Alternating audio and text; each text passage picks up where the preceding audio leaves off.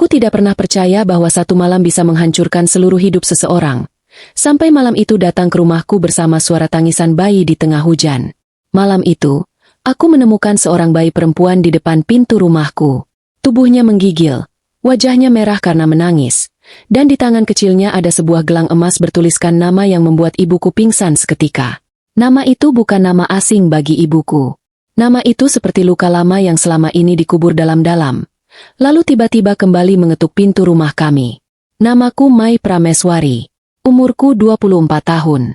Sejak ayah meninggal 3 tahun lalu, aku tinggal hanya berdua dengan ibuku, Nia, di rumah lama peninggalan keluarga. Rumah itu tidak besar, tapi penuh barang-barang tua yang tidak pernah boleh kusentuh sembarangan. Ada lemari kayu di ruang tengah, ada koper tua di atas plafon, ada foto keluarga yang sudah mulai pudar, dan ada satu kamar kecil di belakang yang selalu dikunci ibu. Sejak kecil aku sering bertanya, kamar itu untuk apa? Ibu selalu menjawab sama, itu cuma gudang, tidak ada yang penting.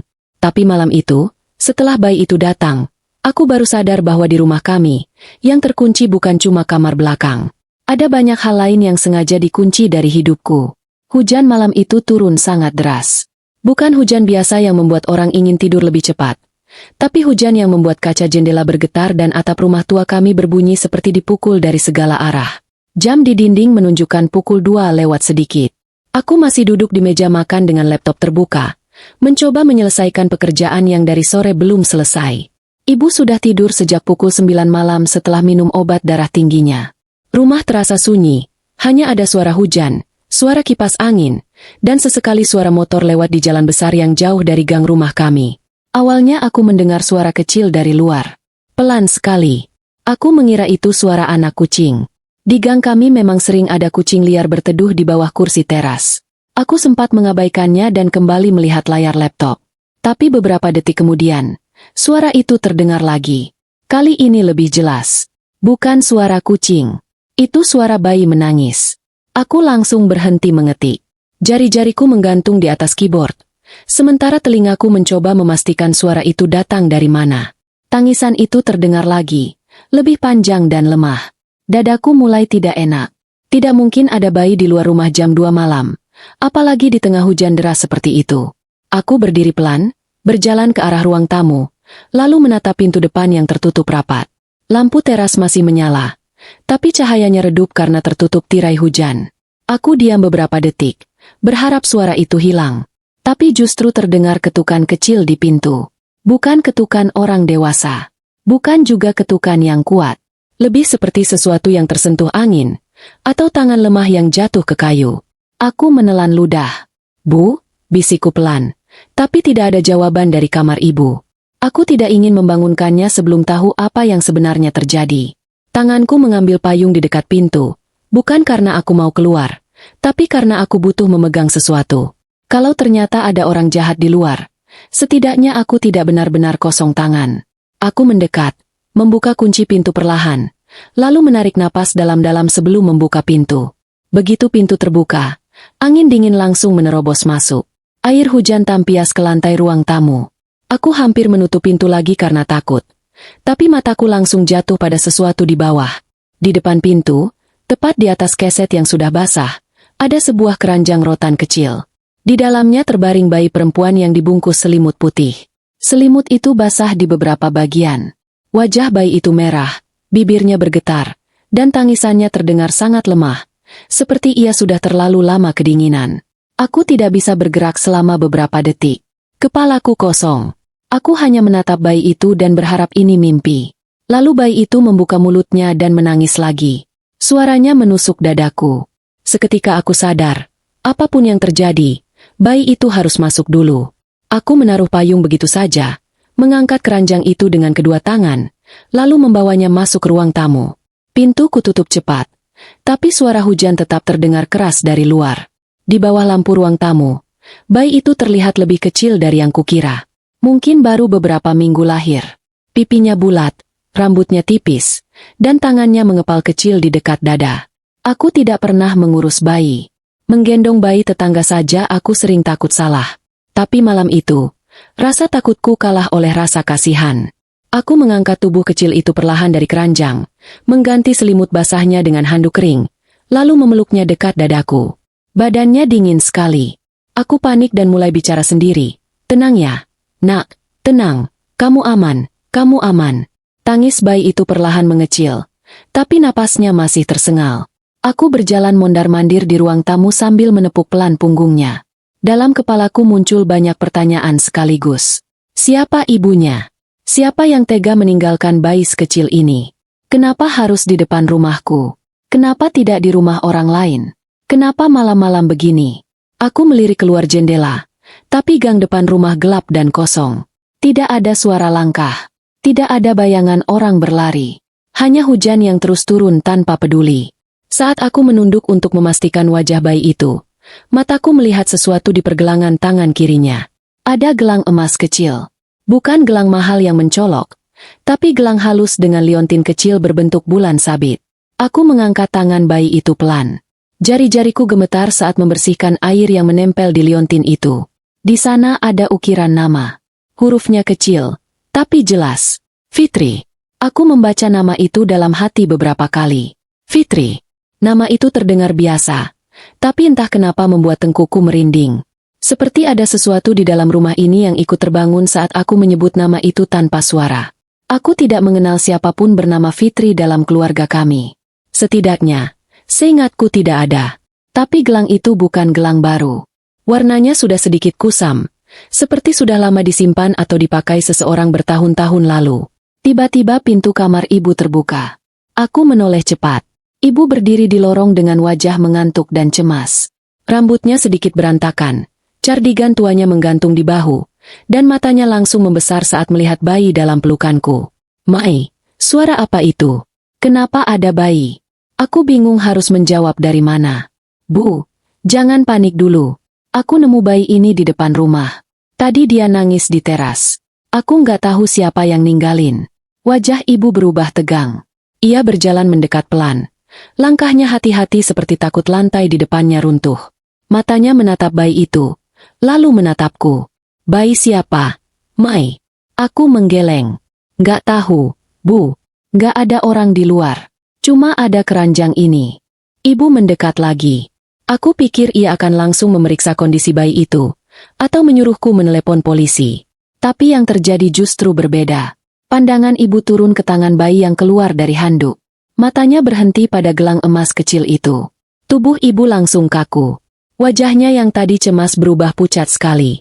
Bibirnya terbuka, tapi tidak ada suara yang keluar. Bu, ibu kenapa? Ibu tidak menjawab. Ia malah maju satu langkah lagi. Matanya menatap gelang itu seperti melihat sesuatu yang mustahil. Tangannya terangkat pelan, tapi berhenti sebelum menyentuh tangan bayi. Napasnya mulai berat. Dari mana kamu dapat itu? Mai. Aku mengerutkan dahi. Ini sudah ada di tangan bayinya. Bu. Ibu menggeleng pelan. Tidak mungkin. Tidak mungkin. Aku semakin takut. Apa yang gak mungkin? Ibu kenal gelang ini. Ibu tidak langsung menjawab. Air matanya tiba-tiba jatuh. Aku belum pernah melihat ibu seperti itu. Bukan menangis sedih biasa, tapi menangis karena ketakutan. Seperti ada orang dari masa lalu berdiri di depannya dan menagih sesuatu yang belum selesai. Bu, jawab aku. Siapa Fitri?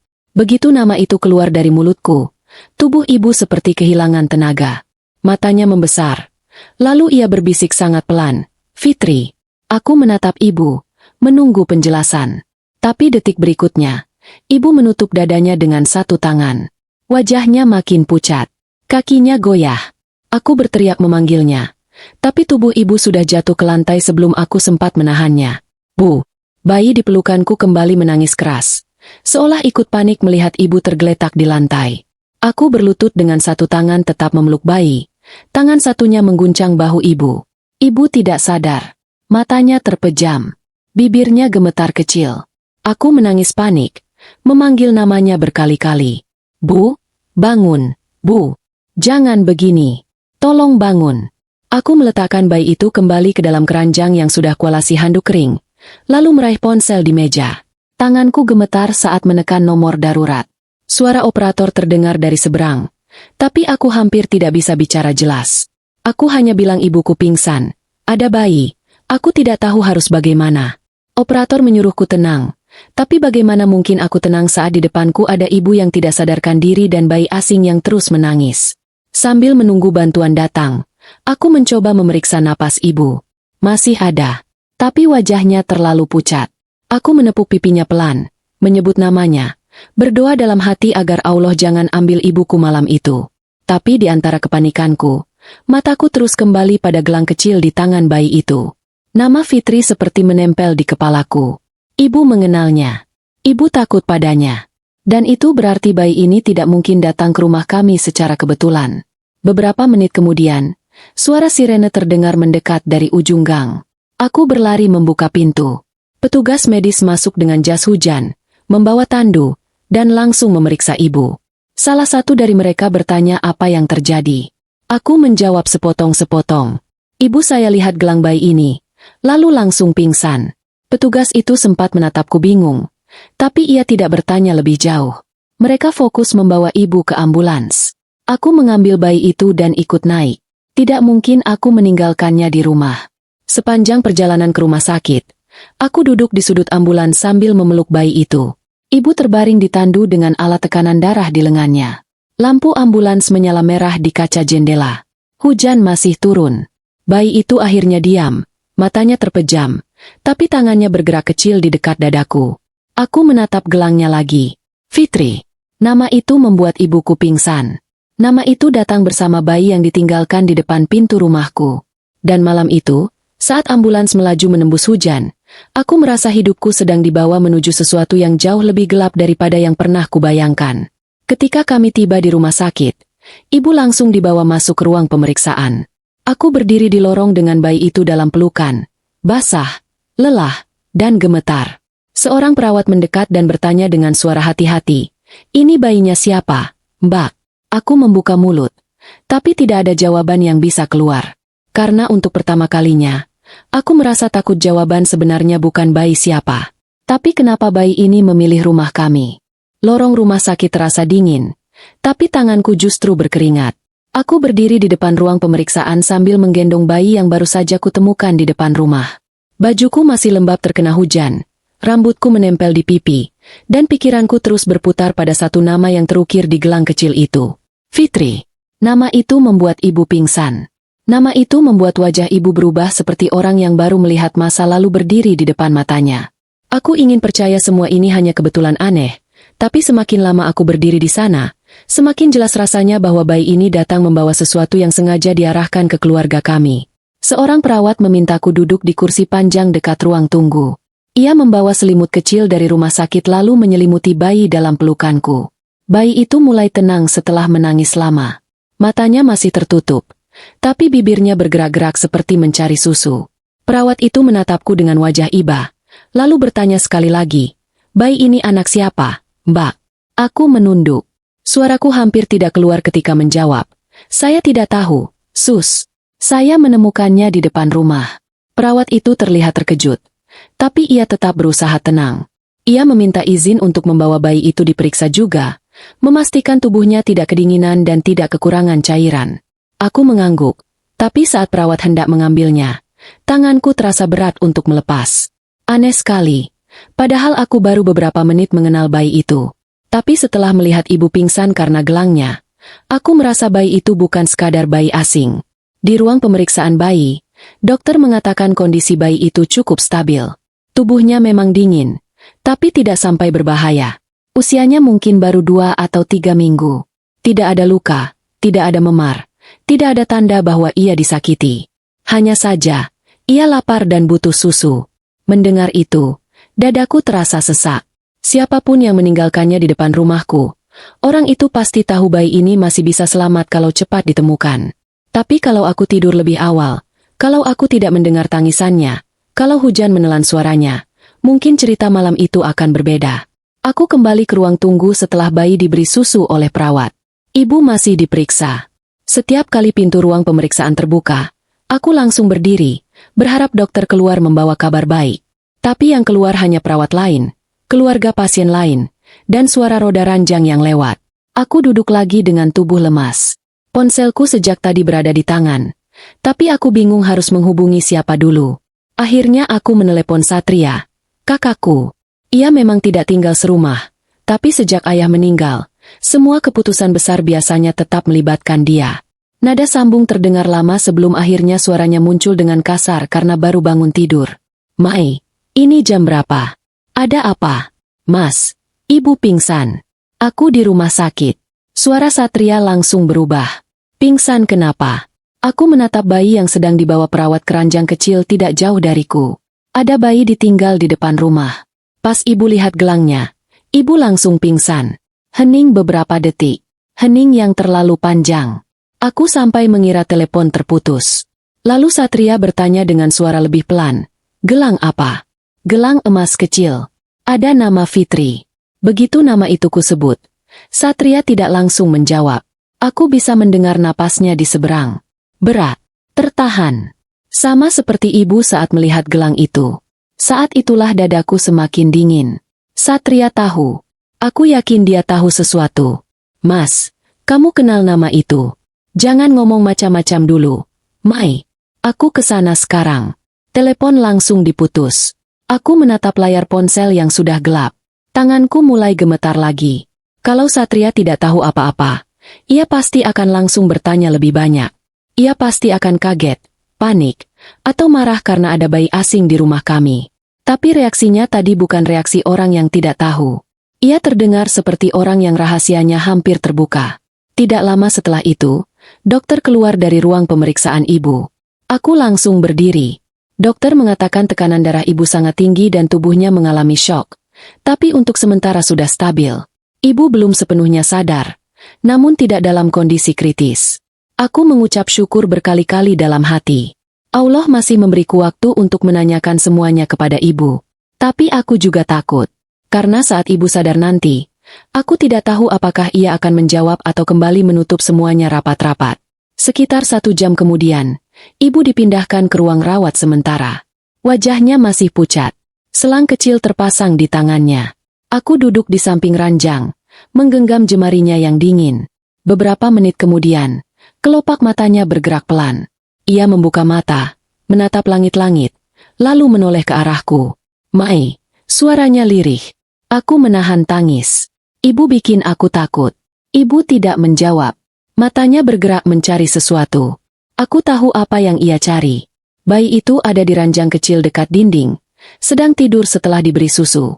Begitu ibu melihatnya, wajahnya kembali tegang. Napasnya mulai cepat. Aku langsung menggenggam tangannya lebih kuat. Bu, jangan panik. Bayinya baik-baik saja. Ibu juga sudah aman. Bawa dia pergi. Mai. Aku terdiam. Apa?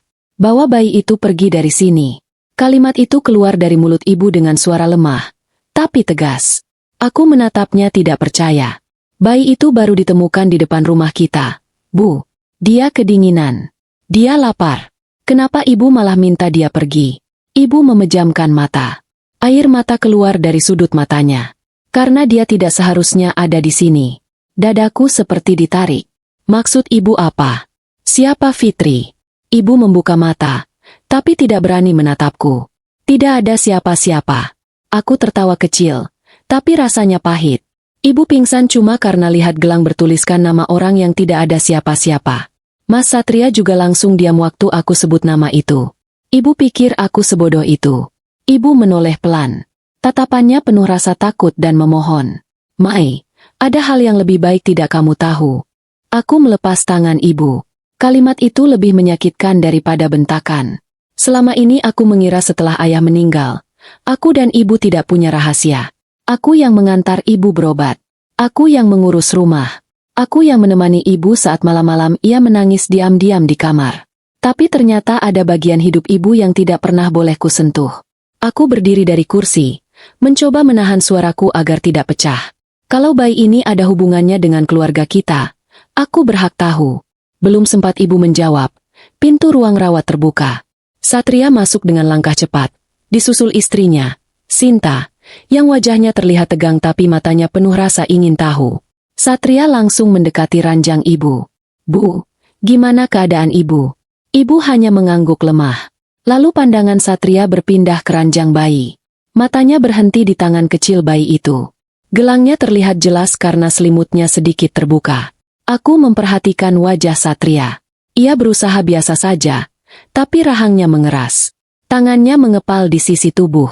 Sinta yang berdiri di belakangnya ikut melihat bayi itu lalu berbisik, "Jadi ini bayinya." Aku menjawab datar, "Iya, bayi yang ditinggal di depan rumah. Pakai gelang nama Fitri." Satria langsung menoleh padaku. "Jangan sebut nama itu sembarangan." Aku menatapnya tajam. "Jadi Mas kenal?" Satria menarik napas panjang, lalu berbicara dengan suara rendah. "Yang penting sekarang bayi ini diserahkan ke pihak rumah sakit dan dilaporkan. Kita jangan ikut campur lebih jauh." Aku hampir tidak percaya mendengarnya. "Mas, dia ditinggal di depan rumah kita. Ibu pingsan waktu lihat gelangnya. Kamu juga tahu sesuatu. Terus kamu bilang jangan ikut campur." Sinta menyentuh lengan Satria, tapi matanya masih menatap bayi itu. "Mungkin memang lebih baik begitu, Mai. Kita tidak tahu asal bayi ini dari mana. Kalau nanti ada masalah hukum, keluarga kita yang kena." Aku menoleh ke Sinta. "Kak, ini bayi. Bukan barang temuan yang bisa langsung kita lempar ke orang lain." Sinta terdiam, tapi wajahnya tidak suka. Satria maju satu langkah ke arahku. "Mai, jangan keras kepala. Kamu pikir semua hal harus dibuka saat itu juga? Kadang orang diam karena ada alasan." "Alasan apa? Melindungi siapa? Ibu, Mas, atau nama Fitri yang dari tadi semua orang pura-pura tidak kenal?" Ibu menangis di ranjang. Satria memejamkan mata seperti menahan marah. Ruangan itu mendadak sesak. Suara mesin pemantau di dekat ranjang ibu terdengar teratur. Tapi napasku sendiri tidak. Aku merasa orang-orang yang selama ini kusebut keluarga tiba-tiba berubah menjadi orang asing. Mereka saling mengerti sesuatu yang tidak ku mengerti. Mereka saling menjaga kebohongan yang tidak pernah dibagi denganku. Saat suasana makin panas, seorang perawat masuk bersama petugas keamanan rumah sakit. Perawat itu menjelaskan bahwa karena bayi ditemukan tanpa identitas jelas, pihak rumah sakit perlu mencatat kronologi dan menghubungi pihak berwenang. Aku mengangguk. Satria langsung menyahut bahwa keluarga kami tidak mengenal bayi itu dan tidak ingin terlibat lebih jauh. Kata-katanya membuatku menoleh cepat. "Jangan bicara seolah semuanya sudah jelas, Mas." Satria menatapku tajam. "Memang jelas. Bayi itu bukan tanggung jawab kita." Ibu tiba-tiba bersuara lemah dari ranjang. "Satria, cukup." Semua orang diam. Ibu menatap bayi itu dengan air mata yang terus mengalir. Bibirnya gemetar, seolah ada banyak kata yang ingin keluar, tapi tertahan oleh rasa takut. Aku mendekat lagi ke ranjang. "Bu, sekali saja jujur sama Mai. Siapa Fitri?" Ibu menggenggam selimutnya kuat-kuat. Ia membuka mulut, tapi sebelum sempat bicara, ponselku bergetar. Nomor tidak dikenal muncul di layar. Bukan panggilan. Pesan singkat. Aku membuka pesan itu dengan tangan gemetar. "Jaga bayi itu. Jangan percaya pada siapapun di rumahmu." Aku membeku. Belum sempat aku menarik napas. Pesan kedua masuk. "Gelang itu milik darahmu sendiri." Aku menatap layar ponsel, lalu menatap ibu, Satria, dan bayi kecil yang sedang tertidur tanpa tahu bahwa kedatangannya membuat seluruh keluarga kami retak dalam satu malam. Suara hujan masih terdengar dari jendela rumah sakit, pelan tapi tidak berhenti. Di layar ponselku, pesan itu tetap menyala, seperti peringatan bahwa seseorang di luar sana sedang melihat kami dari tempat yang tidak bisa kulihat. Pesan dari nomor tidak dikenal itu membuat tanganku kaku. Aku menatap layar ponsel lama sekali sampai suara di ruang rawat rasa seperti menjauh. Di depanku, ibu masih terbaring lemah dengan wajah pucat. Satria berdiri di dekat ranjang dengan rahang mengeras. Sinta memeluk tasnya sambil sesekali melirik bayi kecil di sudut ruangan. Semua tampak diam, tapi aku bisa merasakan ada sesuatu yang bergerak di antara kami. Bukan udara, bukan suara, melainkan ketakutan yang sama, yang sepertinya sudah lama hidup di dalam keluarga ini. Lalu malam itu keluar begitu saja karena gelang kecil bertuliskan nama Fitri. Aku menyembunyikan layar ponsel sebelum Satria sempat melihatnya. Tapi terlambat. Matanya menangkap gerakanku. Ia langsung mendekat dan bertanya, "Siapa yang mengirim pesan?" Aku menggeleng, mencoba terlihat tenang. "Bukan siapa-siapa." Satria tidak percaya. Ia mengulurkan tangan, meminta ponselku, tapi aku mundur satu langkah. "Mas, jangan mulai ngatur aku." Wajahnya mengeras. "Mai, dalam keadaan seperti ini, kamu jangan sok kuat. Kalau ada orang asing menghubungi kamu, itu bisa bahaya." Aku menatapnya tajam. Justru karena bahaya. Aku harus tahu kenapa orang itu tahu bayi ini ada hubungannya dengan rumah kita. Satria terdiam. Reaksinya membuatku semakin yakin. Ia bukan takut pada orang asing itu. Ia takut pada isi pesan itu. Ibu menutup matanya. Seperti tidak sanggup mendengar kami bertengkar lagi. Sinta akhirnya bicara pelan. Mungkin benar kita serahkan saja semuanya ke polisi. Biar mereka yang urus. Suaranya terdengar hati-hati. Tapi aku tahu ia hanya ingin keluarganya tidak terseret lebih dalam. Aku menoleh keranjang bayi. Bayi itu tidur dengan tenang. Tangannya berada di atas selimut. Gelang emasnya memantulkan cahaya lampu rumah sakit. Melihatnya, dadaku terasa berat. Aku tidak bisa membayangkan ia dijadikan benda yang dipindah dari satu tangan ke tangan lain hanya karena orang dewasa takut pada rahasia mereka sendiri. Menjelang pagi, dokter mengizinkan aku pulang sebentar untuk mengambil pakaian ibu dan beberapa dokumen. Ibu harus dirawat sementara sampai tekanan darahnya benar-benar stabil. Satria langsung menawarkan diri mengantar. Tapi aku menolak. Aku bilang ia lebih baik menemani ibu. Satria tidak suka.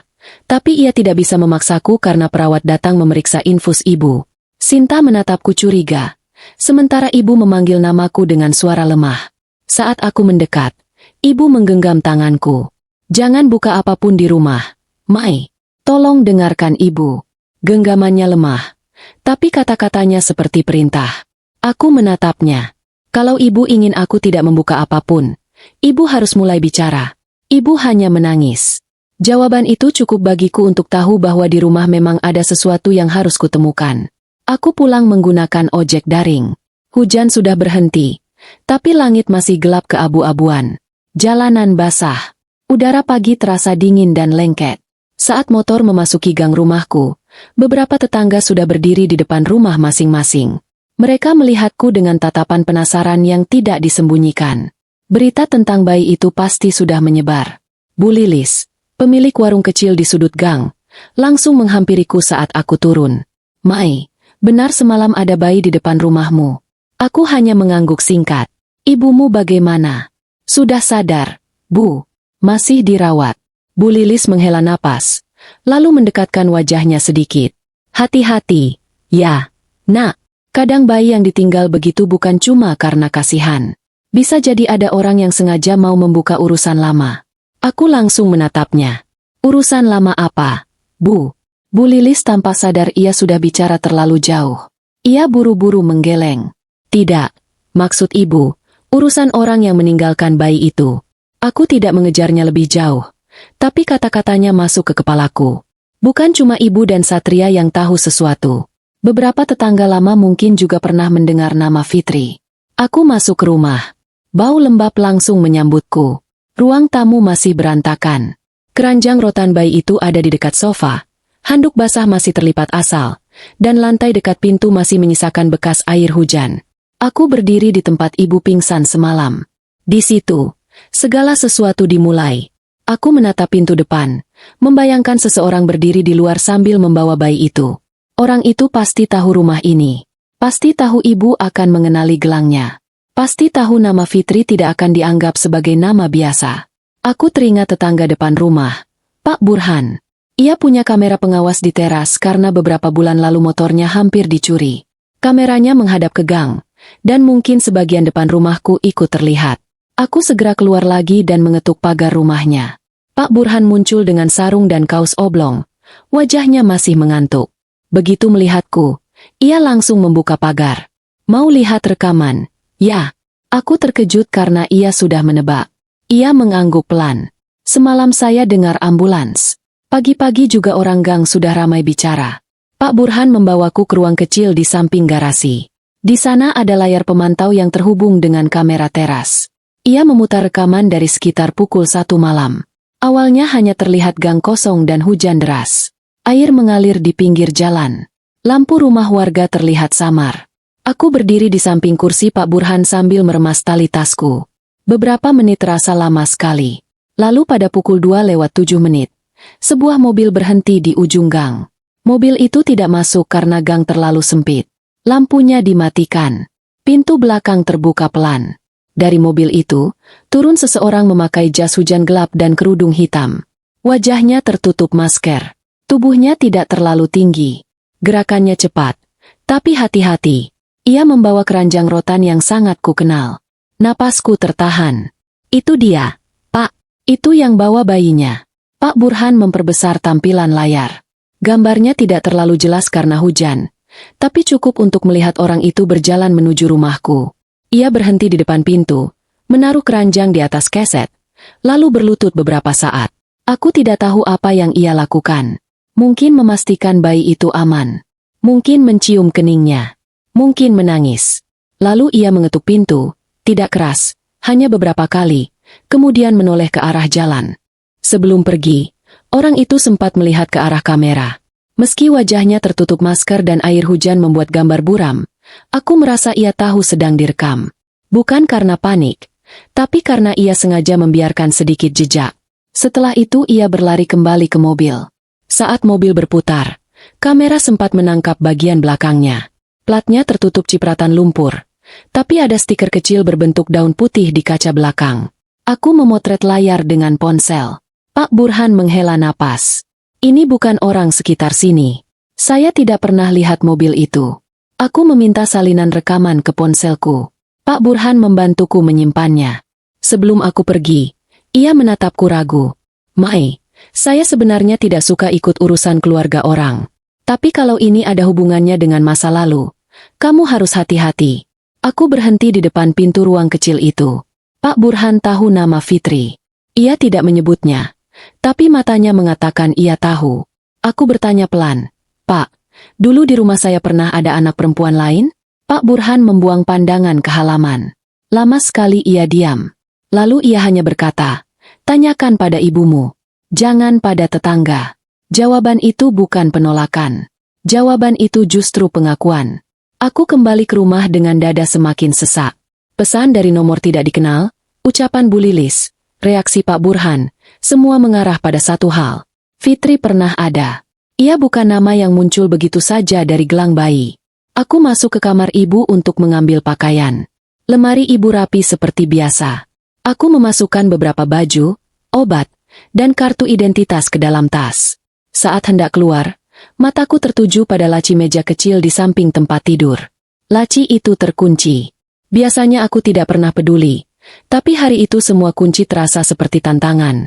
Aku mencari kunci di bawah tumpukan kain, di dalam kotak obat, dan akhirnya menemukannya terselip di balik bingkai foto ayah. Tanganku gemetar saat membuka laci. Di dalamnya tidak banyak barang. Hanya buku doa kecil, beberapa amplop tua, dan satu kunci kecil berwarna hitam. Kunci itu bukan untuk laci itu. Aku langsung teringat kamar belakang yang selalu disebut ibu sebagai gudang. Sejak kecil, kamar itu terkunci. Ibu selalu bilang isinya barang rusak. Tapi malam itu, setelah semua yang terjadi, aku tidak percaya lagi pada alasan sederhana. Aku berjalan ke kamar belakang. Pintu kayunya berdebu. Di bagian atas ada bekas goresan lama, seperti pernah dipaksa terbuka. Aku memasukkan kunci hitam itu. Suara kunci berputar terdengar keras di telingaku.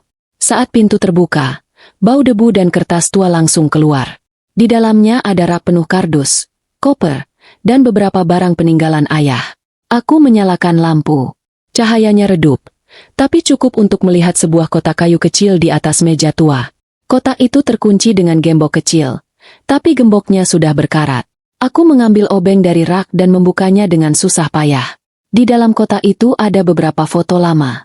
Foto pertama memperlihatkan ayah, ibu, dan Satria saat masih kecil. Tapi di samping Satria ada potongan tubuh anak perempuan kecil. Wajahnya tidak ada.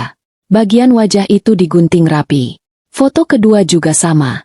Ada anak perempuan berdiri di samping ibu, tapi wajahnya hilang. Seolah seseorang sengaja menghapusnya dari keluarga. Tanganku mulai dingin. Aku membuka foto ketiga. Kali ini wajah anak itu masih ada, tapi sedikit robek di bagian pinggir. Anak perempuan itu tersenyum kecil. Rambutnya sebahu. Matanya mirip ibu, tapi bentuk wajahnya entah kenapa terasa akrab. Di belakang foto ada tulisan tangan ayah. Fitri, ulang tahun ke-5. Aku duduk lemas di kursi tua. Jadi benar, Fitri pernah tinggal di rumah ini. Fitri pernah punya ulang tahun. Fitri pernah berdiri di antara ayah, ibu, dan Satria. Tapi wajahnya digunting dari foto keluarga. Seolah keberadaannya adalah kesalahan yang harus dihapus. Aku membuka amplop lain dan menemukan selembar kertas yang sudah menguning. Tulisannya jelas tulisan ayah. Maafkan ayah, Fitri. Ayah tidak cukup berani menyelamatkanmu. Dadaku seperti dihantam. Aku membaca kalimat itu berkali-kali. Menyelamatkanmu dari apa? Dari siapa? Dari keluarga kami sendiri. Aku belum sempat berpikir lebih jauh ketika pintu rumah depan terbanting keras. Suara langkah cepat masuk ke ruang tengah. Mai. Suara Satria menggema marah. Kamu di mana? Aku membeku. Satria masuk ke kamar belakang dan melihat kotak terbuka di depanku. Wajahnya langsung berubah. Matanya turun ke foto dan surat di tanganku. Untuk beberapa detik, kami hanya saling menatap. Lalu ia maju cepat dan merebut surat itu dari tanganku. Kamu sudah keterlaluan. Ini bukan urusanmu. Aku berdiri.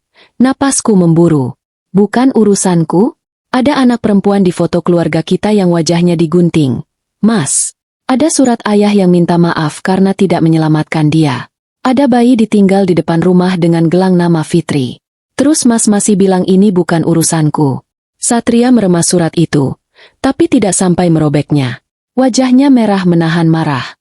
Kamu tidak tahu apa yang kamu buka. Mai. Aku menatapnya tanpa mundur. Kalau begitu jelaskan. Siapa Fitri? Satria diam. Di belakangnya, Sinta muncul dengan napas terengah. Sepertinya mengikuti dari rumah sakit.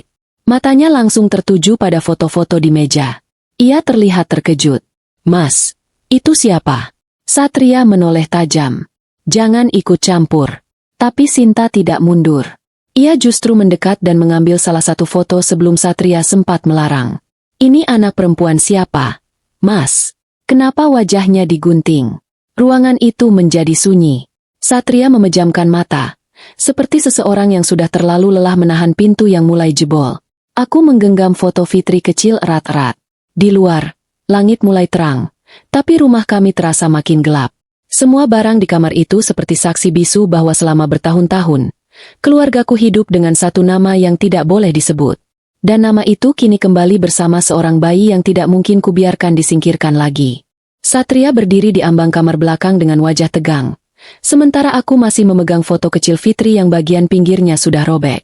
Sinta berdiri di sampingnya dengan mata membesar. Seperti baru sadar bahwa ia menikah ke dalam keluarga yang tidak pernah benar-benar ia kenal. Ruangan itu pengap, penuh debu, dan terasa makin sempit sejak kotak kayu peninggalan ayah terbuka di atas meja. Aku bisa melihat tangan Satria gemetar saat ia meremas surat ayah. Ia marah, tapi kemarahannya bukan karena aku membuka kotak itu. Ia marah karena sesuatu yang selama ini ia tahan akhirnya keluar juga. Aku maju satu langkah, menatap Satria tanpa berkedip. Mas, aku tanya sekali lagi, siapa Fitri? Satria menggeleng pelan, lalu berkata dengan suara berat, tutup kotak itu, Mai. Sekarang juga.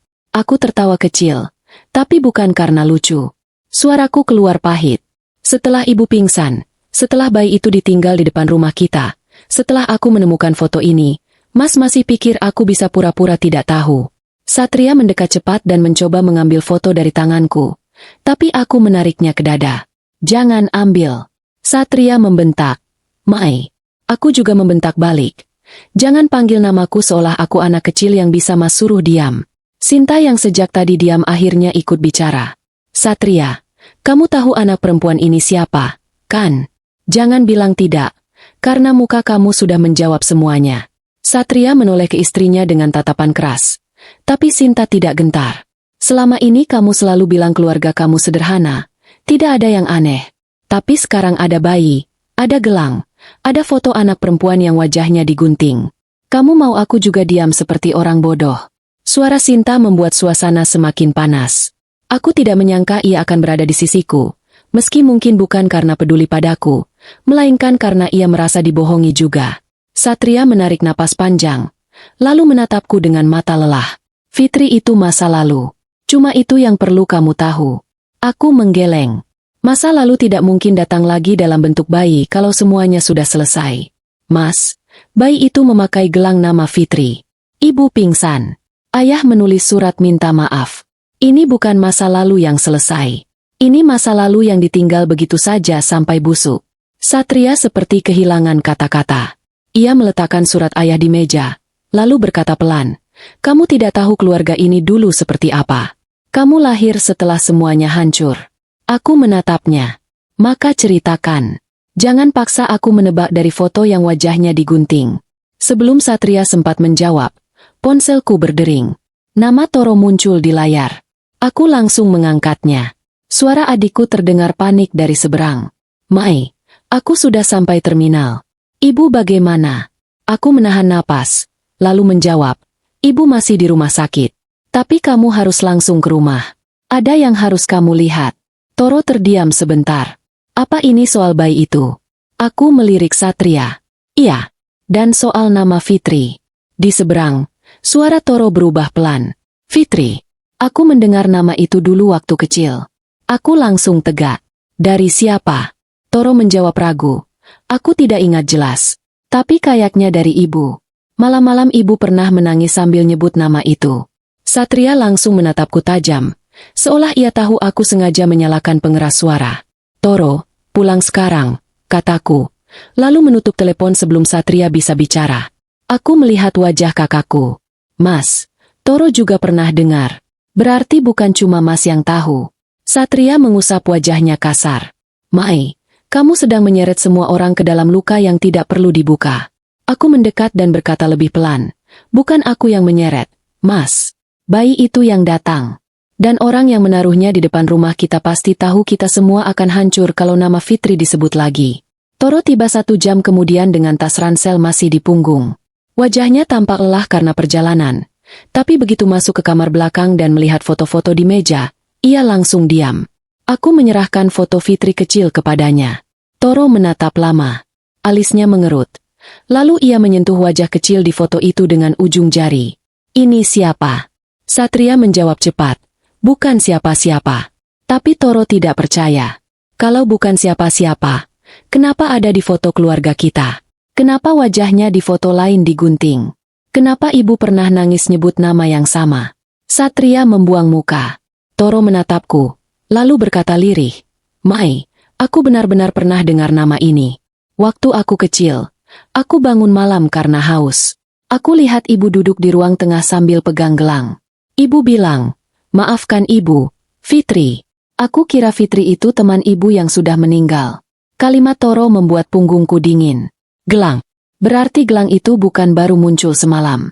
Ibu pernah menyimpannya. Atau mungkin gelang bayi itu memang bagian dari sesuatu yang sudah lama hilang." Aku membuka amplop lain di kotak kayu. Ada beberapa potongan kertas, tapi sebagian sudah rusak. Salah satunya adalah catatan alamat lama. Nama yang tertulis di sana membuat Satria langsung bergerak. Ia mencoba mengambil kertas itu, tapi Toro lebih cepat menahannya. "Mas, cukup. Dari tadi kamu cuma melarang, tapi tidak menjelaskan." Satria menatap Toro marah. "Kamu tidak tahu apa-apa." Toro menjawab tenang. "Justru karena tidak tahu, kami harus cari tahu." Alamat itu mengarah ke sebuah kawasan lama di pinggiran kota. Di bawahnya ada nama Marni. Aku ingat nama itu samar-samar. Bu Marni dulu pernah bekerja di rumah kami, tapi aku masih kecil saat ia berhenti. Ibu pernah bilang Bu Marni pulang kampung karena sakit. Aku memandang Toro. "Kita cari Bu Marni." Satria langsung menolak. "Jen." Suaranya terlalu cepat. Aku menatapnya tajam. Berarti benar dia tahu sesuatu. Satria tidak menjawab. Sinta, yang sejak tadi memperhatikan, mengambil tasnya. Aku ikut. Satria menoleh kaget. "Kamu tidak perlu ikut." Sinta tersenyum sinis. "Setelah melihat semua ini, aku justru sangat perlu ikut." Kami pergi bertiga tanpa Satria. Toro mengemudi mobil pinjaman temannya. Aku duduk di depan, dan Sinta di belakang. Sepanjang jalan, tidak banyak yang bicara. Aku memegang foto Fitri kecil di pangkuan, melihat wajahnya berkali-kali. Ada sesuatu pada matanya yang membuatku sulit bernapas. Aku tidak mengenalnya, tapi rasanya seperti ia pernah dekat. Seperti rumah ini pernah punya suara lain yang sengaja dihapus dari ingatanku sebelum aku sempat mendengarnya. Rumah Bu Marni berada di gang kecil yang lebih sempit dari gang rumah kami. Bangunannya sederhana, catnya mengelupas, dan di depannya ada pot tanaman yang sudah kering. Seorang perempuan tua membuka pintu setelah aku mengetuk 3 kali. Wajahnya keriput, rambutnya sebagian putih, tapi matanya langsung berubah saat melihatku. Ia menatapku seperti melihat seseorang dari masa lalu. "Saya Mai, anaknya Bunia," kataku pelan. Tangan Bu Marni yang memegang pintu langsung gemetar. Ia menoleh ke belakang rumah, seolah memastikan tidak ada orang lain mendengar. Lalu ia berbisik, "Kenapa kamu datang ke sini?" Aku mengeluarkan foto Fitri. Begitu melihat foto itu, Bu Marni menutup mulutnya. Air matanya langsung jatuh. Ia tidak bertanya dari mana aku mendapatkannya. Ia tidak pura-pura tidak tahu. Reaksinya lebih jujur daripada semua jawaban keluargaku sejak semalam. Bu Marni mundur pelan dan mempersilakan kami masuk. Ruang tamunya kecil, tapi bersih. Ia duduk di kursi bambu, sementara kami duduk di depannya. Aku meletakkan foto itu di meja. "Bu, tolong ceritakan siapa Fitri." Bu Marni menangis tanpa suara. Lama ia hanya menatap foto itu. Lalu ia berkata pelan, "Non Fitri anak yang baik. Dulu dia suka ikut ibu menyapu halaman. Kalau Tuan Satria kecil nangis, dia yang pertama datang." Aku menelan ludah. Jadi Fitri benar tinggal di rumah kami. Bu Marni mengangguk. "Dia anak pertama Bunia dan Pak Haris. Sebelum kamu lahir. Sebelum Toro lahir. Rumah itu dulu tidak sesepi sekarang. Ada suara Non Fitri setiap pagi. Ada tawanya. Ada nyanyiannya. Tapi setelah kejadian itu, semua orang dilarang menyebut namanya." Sinta mencondongkan tubuh. "Kejadian apa, Bu?" Bu Marni menatap kami satu persatu. Matanya penuh takut. Saya sudah janji tidak akan bicara. Aku menggenggam tangannya. "Bu, bayi perempuan ditinggal di depan rumah kami semalam. Dia memakai gelang bertuliskan Fitri. Ibu saya pingsan saat melihatnya. Kalau Bu Marni diam, bayi itu mungkin akan jadi korban berikutnya." Wajah Bu Marni berubah pucat. "Bayi? Anak siapa?" Aku menjawab pelan. "Itu yang sedang kami cari tahu." Bu Marni mengusap air matanya. "Dulu, keluarga besar Pak Haris tidak suka pada Non Fitri. Mereka bilang wajahnya tidak mirip keluarga bapaknya. Mereka menuduh Bunia macam-macam. Padahal Bunia sangat sayang pada Non Fitri. Tapi ayah Pak Haris, Tuan Prasetyo, orangnya keras. Kalau dia sudah bilang hitam, semua orang harus ikut bilang hitam." Aku merasakan kemarahan naik ke dada. Jadi Fitri dibuang karena tuduhan. Bu Marni menunduk.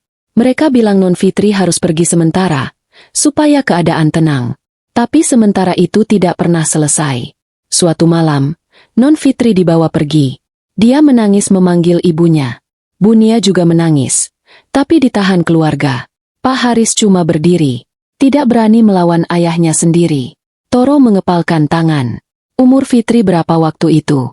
Bu Marni menjawab lirih. 5 tahun. Ruangan terasa runtuh di atas kepalaku. 5 tahun. Anak sekecil itu dibawa pergi dari rumahnya, dipisahkan dari ibunya, lalu wajahnya digunting dari foto keluarga. Aku membayangkan Fitri kecil menangis di depan pintu, mungkin memegang boneka, mungkin tidak mengerti kenapa orang-orang dewasa tiba-tiba menganggapnya aib. Dadaku sakit sekali. Bu Marni melanjutkan, "Setelah itu saya diberhentikan. Saya diberi uang dan diminta tidak pernah datang lagi. Mereka bilang Non Fitri meninggal karena sakit. Tapi saya tahu itu bohong. Saya lihat sendiri dia dibawa pergi dalam keadaan hidup." Aku berdiri dengan tubuh gemetar. Toro memanggil namaku, tapi aku tidak bisa duduk lagi. Selama ini aku tumbuh di rumah yang sama, makan di meja yang sama, melihat foto keluarga yang sama, tanpa pernah tahu bahwa ada seorang anak kecil yang dihapus supaya kami bisa terlihat baik-baik saja. Aku mengambil foto itu dan memasukkannya ke tas.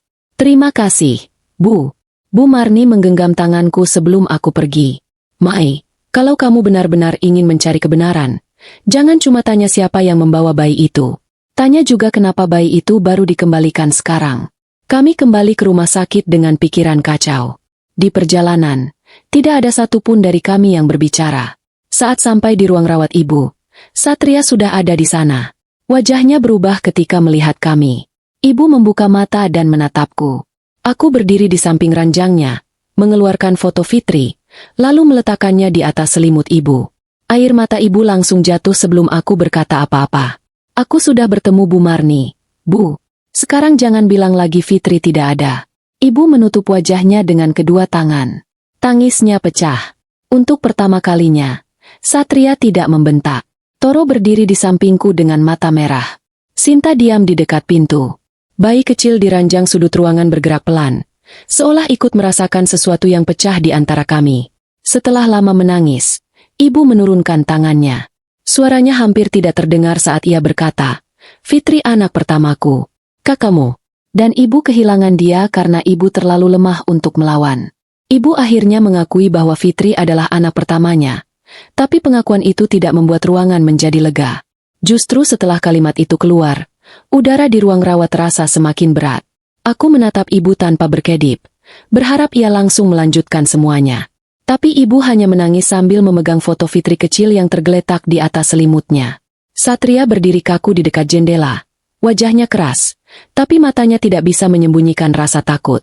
Toro menunduk dengan tangan terkepal, sedangkan Sinta diam di dekat pintu, seperti orang yang baru menyadari bahwa keluarga yang selama ini ia lihat dari luar ternyata menyimpan luka yang lebih dalam dari yang ia bayangkan. Aku menarik kursi dan duduk lebih dekat ke ranjang ibu. Suaraku gemetar, tapi aku berusaha tetap tenang. "Bu, sekarang jangan berhenti. Aku sudah dengar dari Bu Marni. Fitri hidup di rumah kita.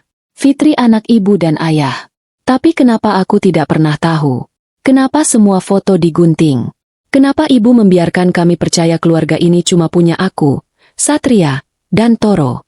Ibu menutup matanya. Tangannya memegang dada seperti menahan sakit yang bukan berasal dari tubuh, tapi dari ingatan. Lama sekali ia diam. Aku hampir mengira ia akan kembali menghindar.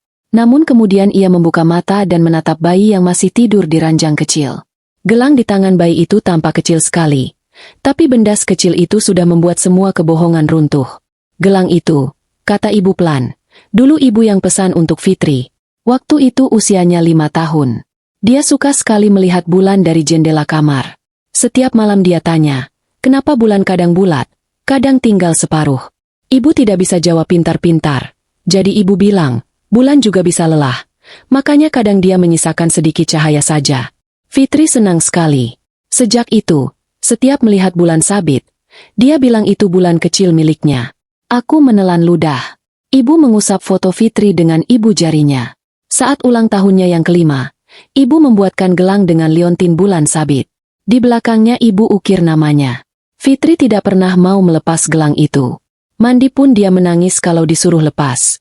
Ibu tersenyum sebentar, tapi senyum itu langsung patah. Ibu juga membuat satu gelang lagi, untuk anak perempuan ibu berikutnya. Tapi setelah Fitri pergi, ibu tidak pernah sanggup memberikan gelang itu kepadamu, Mai. Aku merasa dadaku diremas. Jadi ada gelang lain. Ibu mengangguk lemah. Ada. Masih ibu simpan. Tapi gelang yang dipakai bayi itu bukan gelang yang ibu simpan. Itu gelang milik Fitri.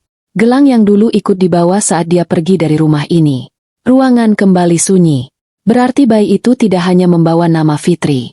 Bayi itu membawa barang yang Fitri simpan selama bertahun-tahun.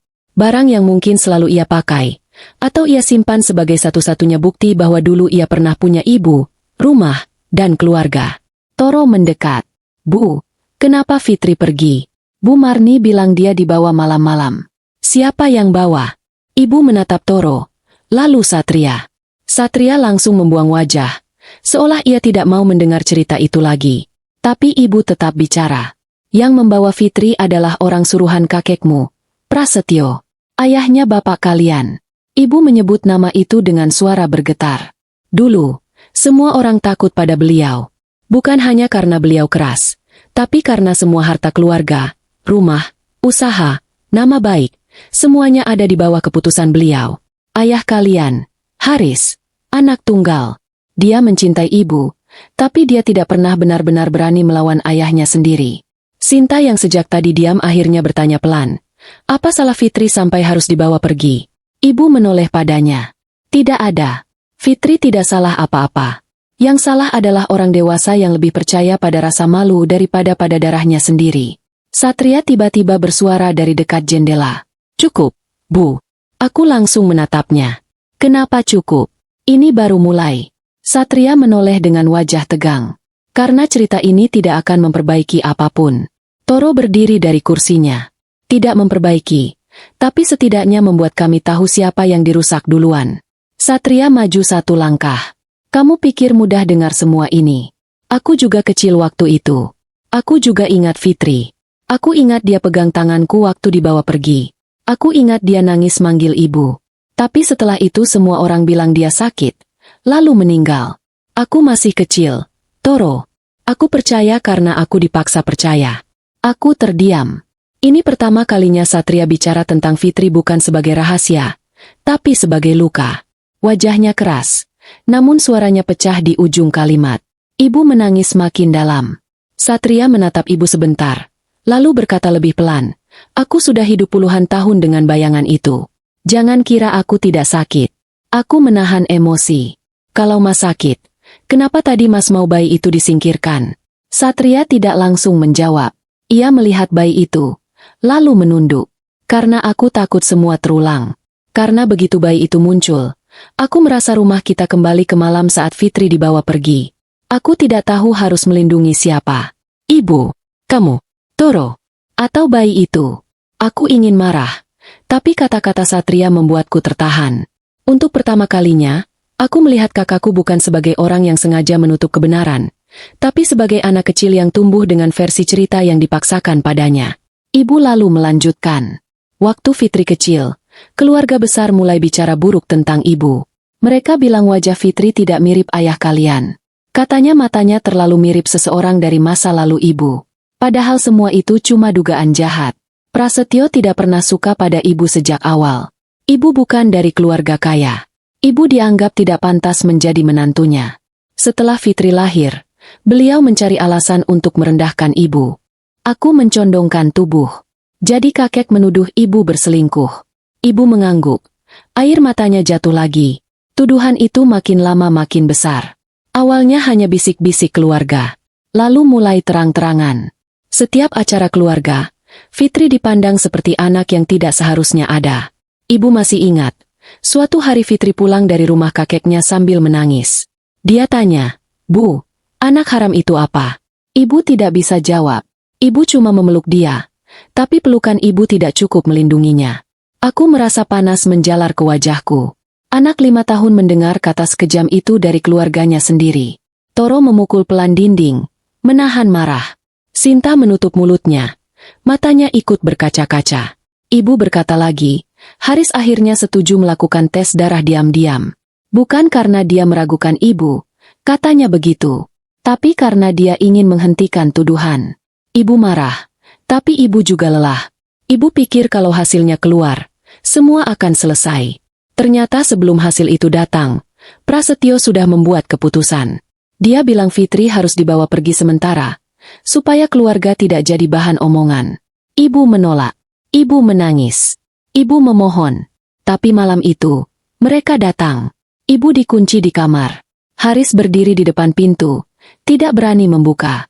Fitri dibawa dari kamar tidurnya masih memakai baju tidur merah muda dan gelang bulan sabit itu. Suara ibu pecah. Aku tidak sanggup membayangkan adegan itu, tapi bayangan itu datang sendiri. Fitri kecil menangis, memanggil ibu, tidak mengerti kenapa tangan orang asing menariknya pergi. Ibu di balik pintu, memukul-mukul kayu, sementara ayah berdiri dengan rasa takut yang lebih besar dari keberaniannya. Aku bertanya pelan, "Lalu hasil tesnya bagaimana?" Ibu menatapku lama. Disitulah rahasia paling busuknya. Mai. Hasil itu datang 3 hari setelah Fitri dibawa pergi. Fitri anak kandung Haris. Tidak ada keraguan. Tidak ada aib. Tidak ada pengkhianatan. Semua tuduhan itu salah. Toro langsung berdiri. Lalu kenapa Fitri tidak dibawa pulang? Ibu menutup wajahnya. Karena Prasetyo menolak mengakui kesalahannya. Dia bilang kalau Fitri tiba-tiba dipulangkan, semua orang akan tahu bahwa dia pernah salah menuduh. Nama besar keluarga akan rusak. Haris diminta diam. Ibu diminta diam. Dan ibu yang paling berdosa, akhirnya juga diam karena takut kehilangan kalian semua. Takut diceraikan. Takut dianggap gila. Takut tidak punya tempat pulang. Aku mundur dari ranjang ibu. Rasanya kakiku lemas. Jadi Fitri tidak dibuang karena kesalahan. Fitri dibuang karena orang dewasa tidak mau malu. Ibu mencoba meraih tanganku, tapi aku menarik diri. Bukan karena benci, tapi karena aku belum sanggup disentuh. Aku menatap ibu dengan mata panas. "Bu, Fitri waktu itu 5 tahun. 5 tahun. Dia butuh ibu. Bukan nama baik. Bukan rumah besar. Bukan alasan takut. Ibu mengangguk berkali-kali. Ibu tahu. Setiap hari ibu tahu. Satria duduk di kursi dekat jendela. Wajahnya tertutup kedua tangan. Sinta mendekat keranjang bayi, menatap gelang itu lama.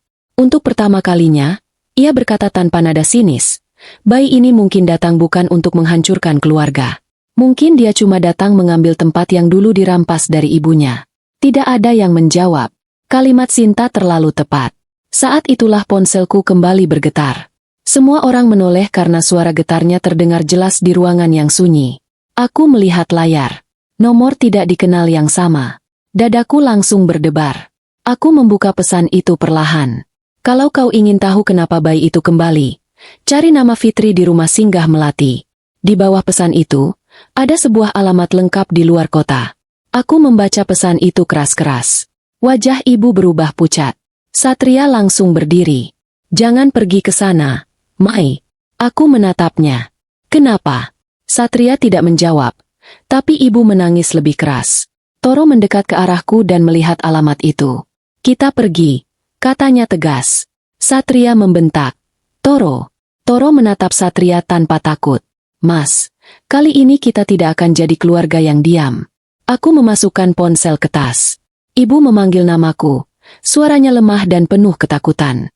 Mai, kalau kamu menemukan Fitri, katakan ibu minta maaf.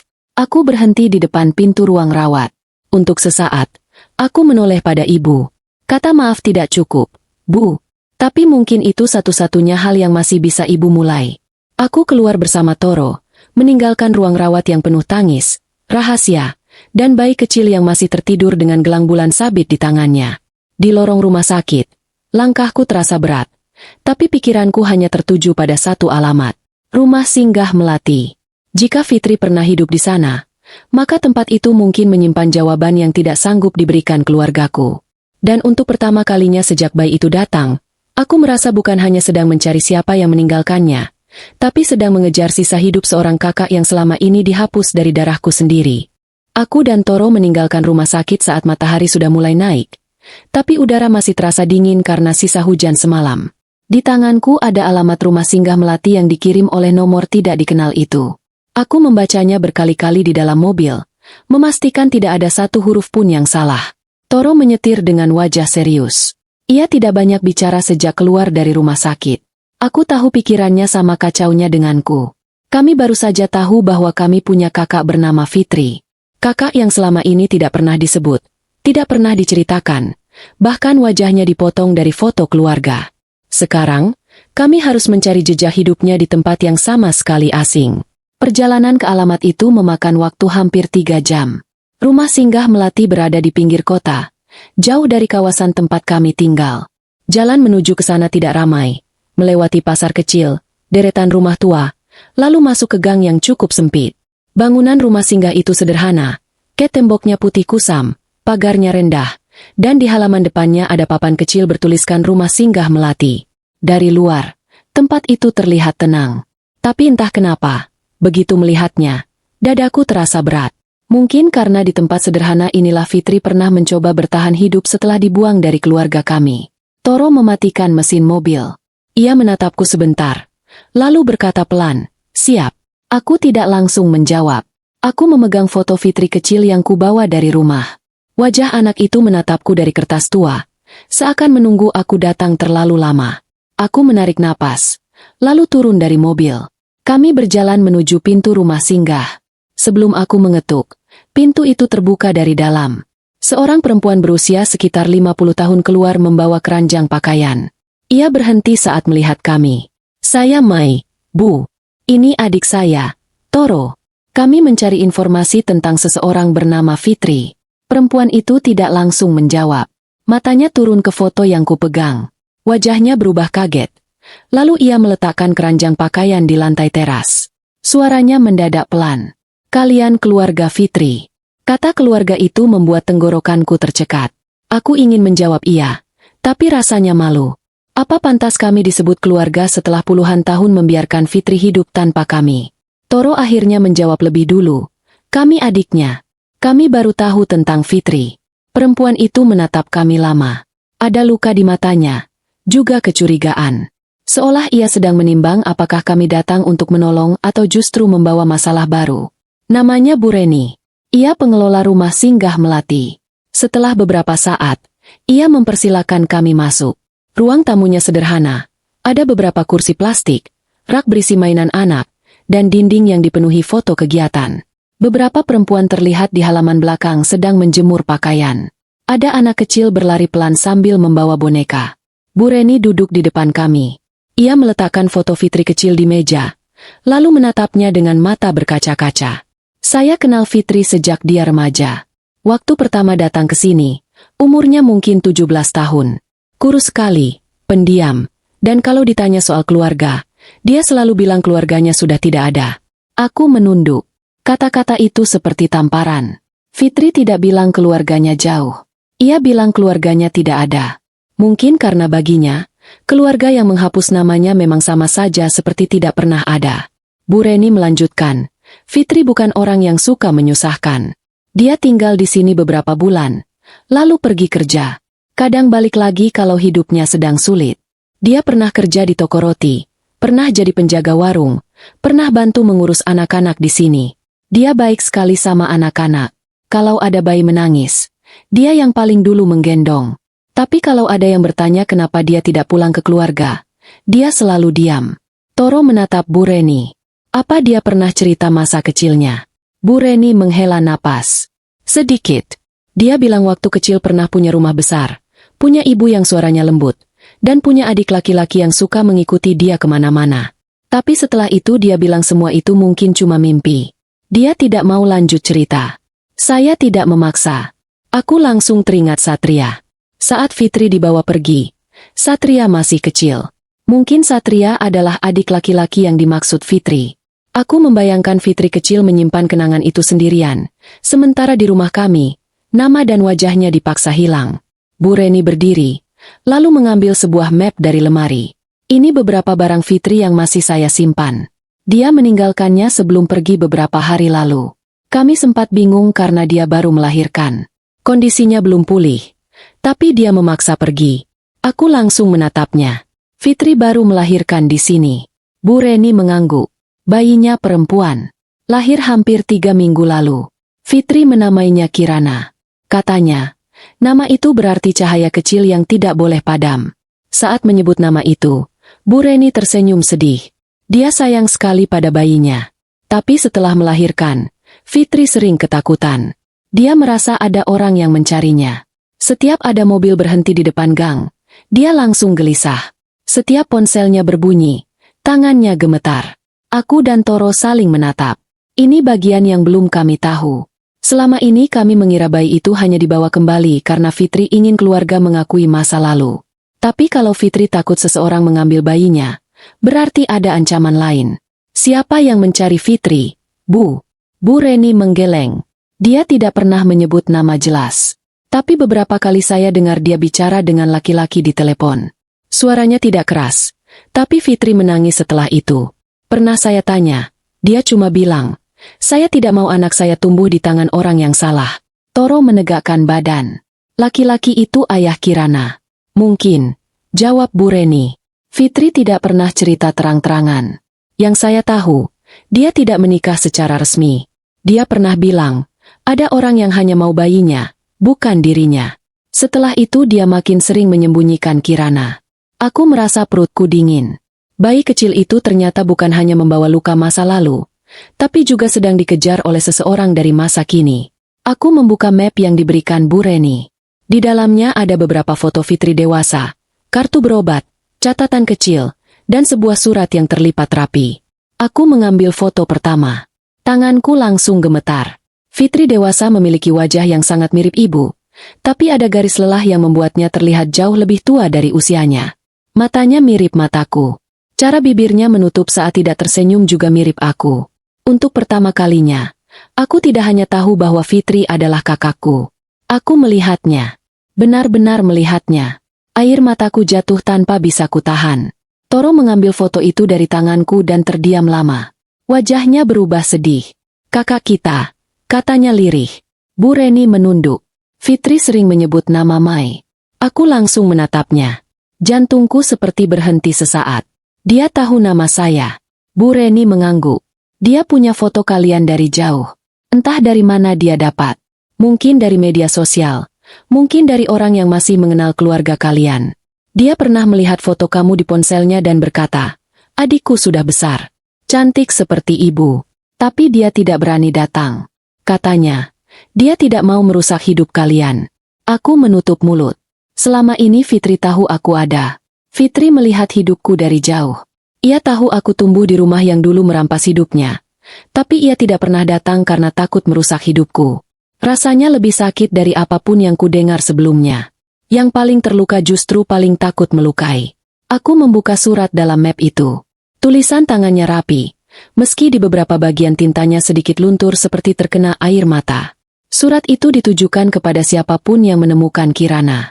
Aku membacanya pelan, sementara Toro dan Bu Reni diam. Di surat itu, Fitri menulis bahwa ia tidak ingin membalas dendam. Ia tidak ingin membuat Nia menderita seperti dirinya. Tapi ia juga tidak ingin Kirana tumbuh tanpa akar, tanpa tahu siapa darahnya, tanpa tahu bahwa ibunya pernah punya rumah.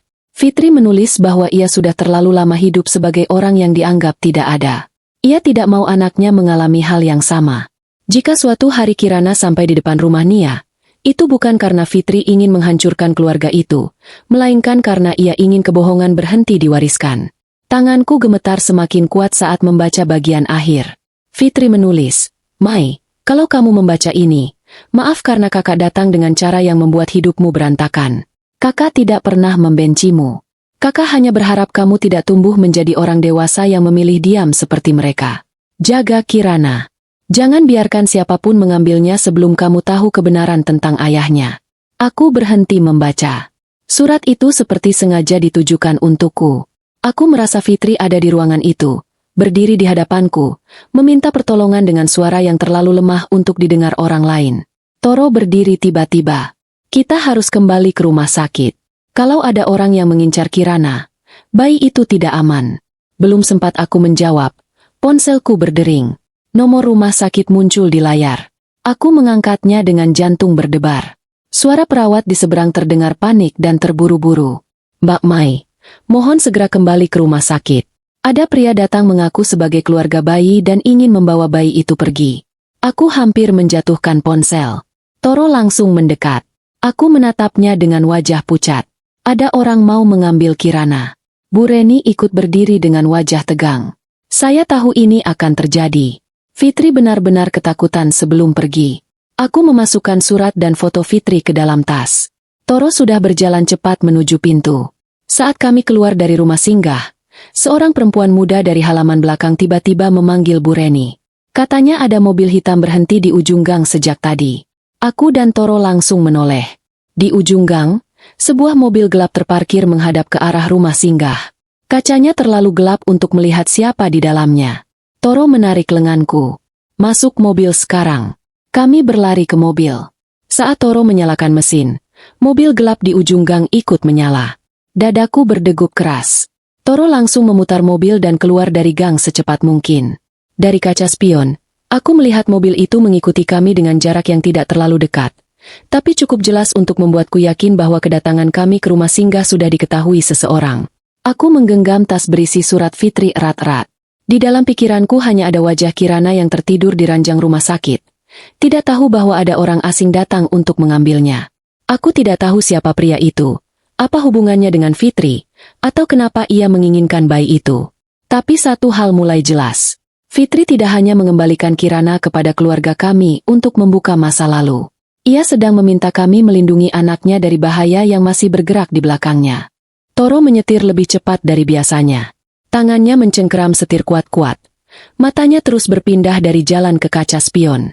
Aku duduk di sampingnya sambil memegang tas berisi surat Fitri, foto-foto, dan catatan dari rumah singgah melati. Napasku tidak teratur. Di belakang kami, mobil gelap itu masih mengikuti dari jarak yang berubah-ubah. Kadang dekat, kadang menjauh, tapi tidak pernah benar-benar hilang.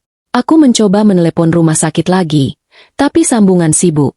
Aku menelepon Satria, tidak diangkat. Aku menelepon ibu, Tentu saja tidak mungkin ia mengangkat karena ponselnya pasti berada di tas. Saat aku menelepon Sinta, barulah panggilan tersambung. "Kak Sinta, di mana?" Suaraku keluar terburu-buru. Sinta menjawab dengan panik. "Aku di depan ruang bayi. Satria lagi ribut sama petugas. Ada laki-laki datang bawa surat. Katanya dia keluarga bayi itu. Dia mau ambil bayi itu sekarang. Jangan kasih. Jangan biarkan siapapun bawa Kirana pergi." Aku hampir berteriak saat menyebut nama bayi itu. Sinta terdiam sesaat. Mungkin baru pertama kali mendengar nama itu. Aku melanjutkan. "Bayi itu namanya Kirana. Anak Fitri. Kami sudah dapat suratnya. Kak, tahan mereka sebisa mungkin." Sinta menjawab. "Aku coba, Mai. Tapi laki-laki itu tidak sendiri. Ada orang lain juga. Bajunya rapi, seperti pengacara atau orang penting. Mereka bilang keluarga kita tidak punya hak atas bayi itu." Panggilan terputus sebelum aku sempat menjawab. Aku menoleh ke Toro. Mereka sudah di rumah sakit. Toro menginjak gas lebih dalam. Mobil kami melaju melewati jalan basah yang mulai ramai. Di belakang, mobil gelap itu masih ada. Toro mengumpat pelan, lalu mengambil belokan mendadak ke jalan kecil. Aku terlempar sedikit ke samping dan memegang pegangan pintu. Mobil gelap itu ikut berbelok, tapi karena jalan sempit, ia tertahan oleh gerobak sayur yang melintas. Untuk beberapa detik, kami punya jarak. Toro tidak menunggu. Ia terus melaju sampai akhirnya mobil itu tidak terlihat lagi di kaca spion. Saat kami tiba di rumah sakit, aku langsung turun sebelum Toro benar-benar mematikan mesin. Aku berlari melewati pintu utama, hampir menabrak seorang perawat yang membawa berkas. Toro menyusul di belakangku. Jantungku berdetak sangat keras. Setiap langkah terasa terlalu lambat. Di depan ruang bayi, suasana sudah ramai. Ada 2 petugas keamanan, seorang perawat, Sinta, dan Satria yang berdiri berhadapan dengan seorang laki-laki berjas abu-abu. Di samping laki-laki itu ada pria lain yang lebih tua, membawa map kulit hitam. Wajah mereka tenang. Terlalu tenang untuk orang yang datang mengambil bayi yang baru ditemukan di depan rumah orang. Satria menoleh saat melihatku datang. Wajahnya tampak lega sekaligus marah. "Mai, kamu dari mana?" Aku tidak menjawab. Aku langsung mendekati laki-laki berjas abu-abu itu. Dia menatapku dari atas ke bawah, lalu tersenyum tipis. "Kamu Mai. Aku tahu kamu yang menemukan bayi itu. Terima kasih sudah membawanya ke rumah sakit. Sekarang kami akan mengurusnya." Kata kami membuat darahku naik. "Siapa kamu?" Laki-laki itu mengeluarkan kartu nama dari saku jasnya. Namanya Adrian. Ia mengaku sebagai orang dekat Fitri. Bukan suami resmi, tapi ayah biologis bayi itu. Ia berkata semua dengan suara tenang, seperti sedang menjelaskan urusan bisnis, bukan membicarakan seorang bayi kecil yang hampir mati kedinginan semalam. Pria tua di sampingnya menambahkan bahwa mereka membawa surat pernyataan dan siap mengurus bayi itu secara hukum. Aku menatap wajah Adrian. Tidak ada rasa cemas di matanya. Tidak ada luka. Tidak ada ketakutan seorang ayah yang baru menemukan anaknya. Yang ada hanya keinginan untuk menang. Aku teringat surat Fitri. Jangan biarkan siapapun mengambilnya sebelum kamu tahu kebenaran tentang ayahnya. Tanganku semakin erat memegang tas. Kalau kamu ayahnya, kenapa Fitri tidak menyerahkan bayi itu kepadamu? Kenapa bayi itu justru ditinggal di depan rumah ibuku? Wajah Adrian berubah sedikit, tapi ia cepat tersenyum lagi. Fitri tidak stabil setelah melahirkan. Dia sering ketakutan tanpa alasan. Saya sudah berusaha menolong, tapi dia memilih kabur. Toro langsung maju. Jangan bicara seolah dia orang gila. Adrian menoleh ke Toro. Saya tidak bicara denganmu. Toro hampir menyerangnya, tapi aku menahan lengannya. Satria berdiri di antara kami dan Adrian. Untuk pertama kalinya, Satria tidak menyuruhku diam. Ia menatap Adrian dengan curiga. Kalau kamu benar ayahnya, buktinya mana? Pria tua di samping Adrian membuka map dan menunjukkan beberapa lembar dokumen.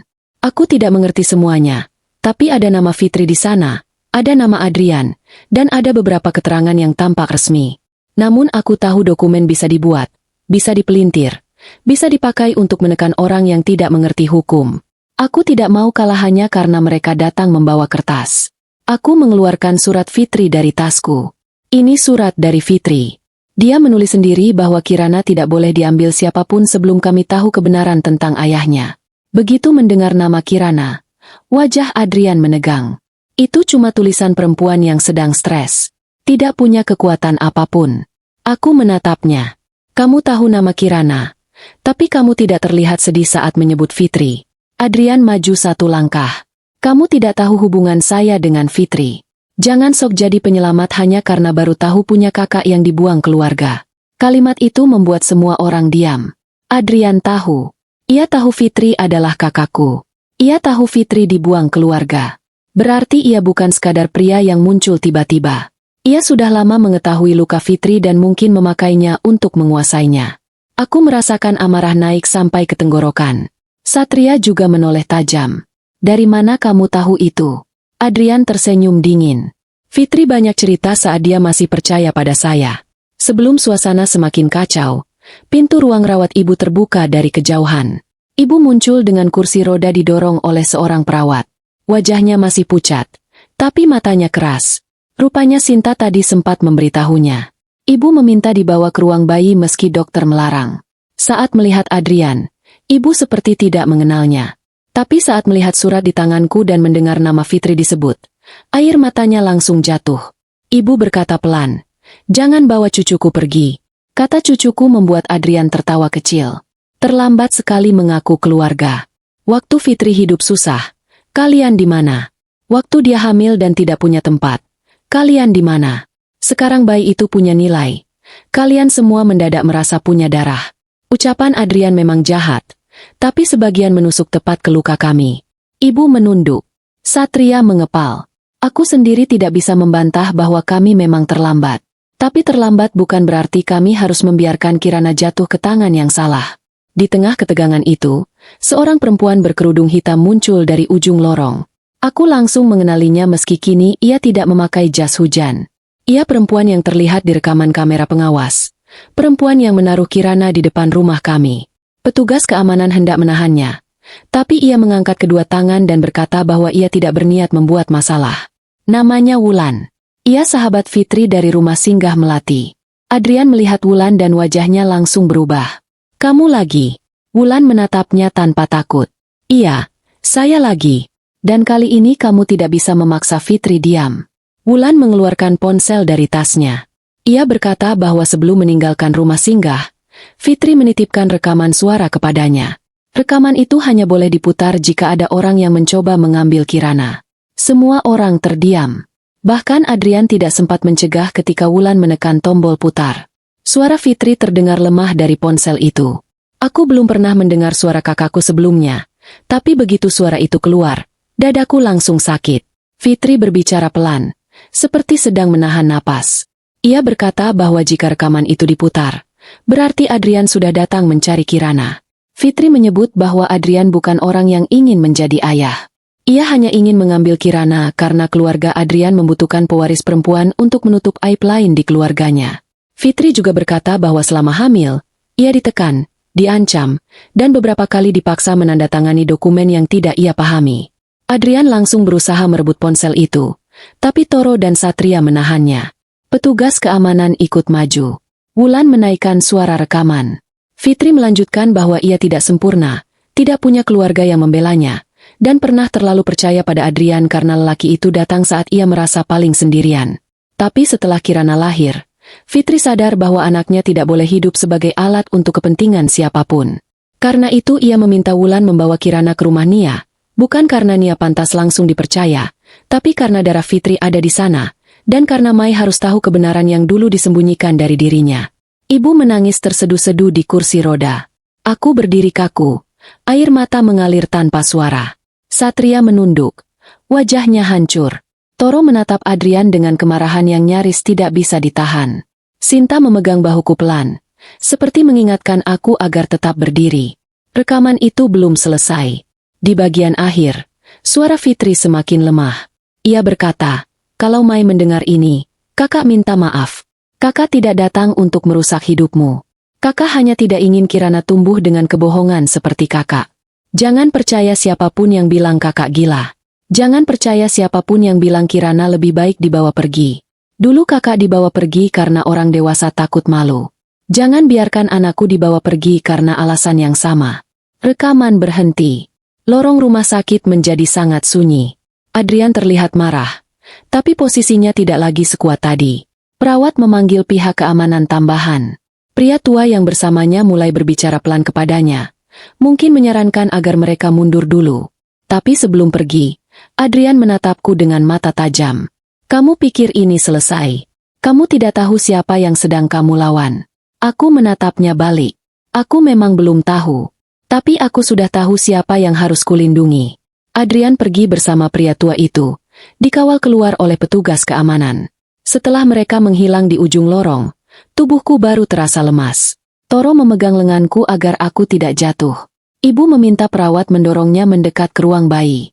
Dari balik kaca, Kirana terlihat tidur dengan tenang, tidak tahu bahwa beberapa menit lalu hidupnya hampir direbut. Satria berdiri di sampingku.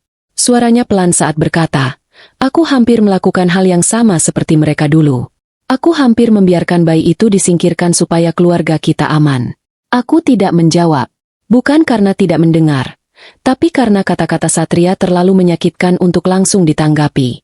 Ibu menatap Kirana dari kursi rodanya, lalu berkata dengan suara gemetar, dulu ibu kehilangan Fitri karena ibu diam. Kali ini ibu tidak akan diam lagi. Wulan yang berdiri tidak jauh dari kami tiba-tiba menerima panggilan. Wajahnya berubah begitu mendengar suara di seberang. Ia menatapku dengan mata melebar. Mai, katanya pelan, Fitri masih hidup, tapi kondisinya kritis. Dia dirawat di rumah sakit lain sejak tadi malam. Seluruh tubuhku membeku. Selama ini aku mengejar jejaknya seperti mengejar orang yang mungkin sudah jauh pergi. Tapi ternyata Fitri masih ada. Kakakku masih bernapas di tempat lain.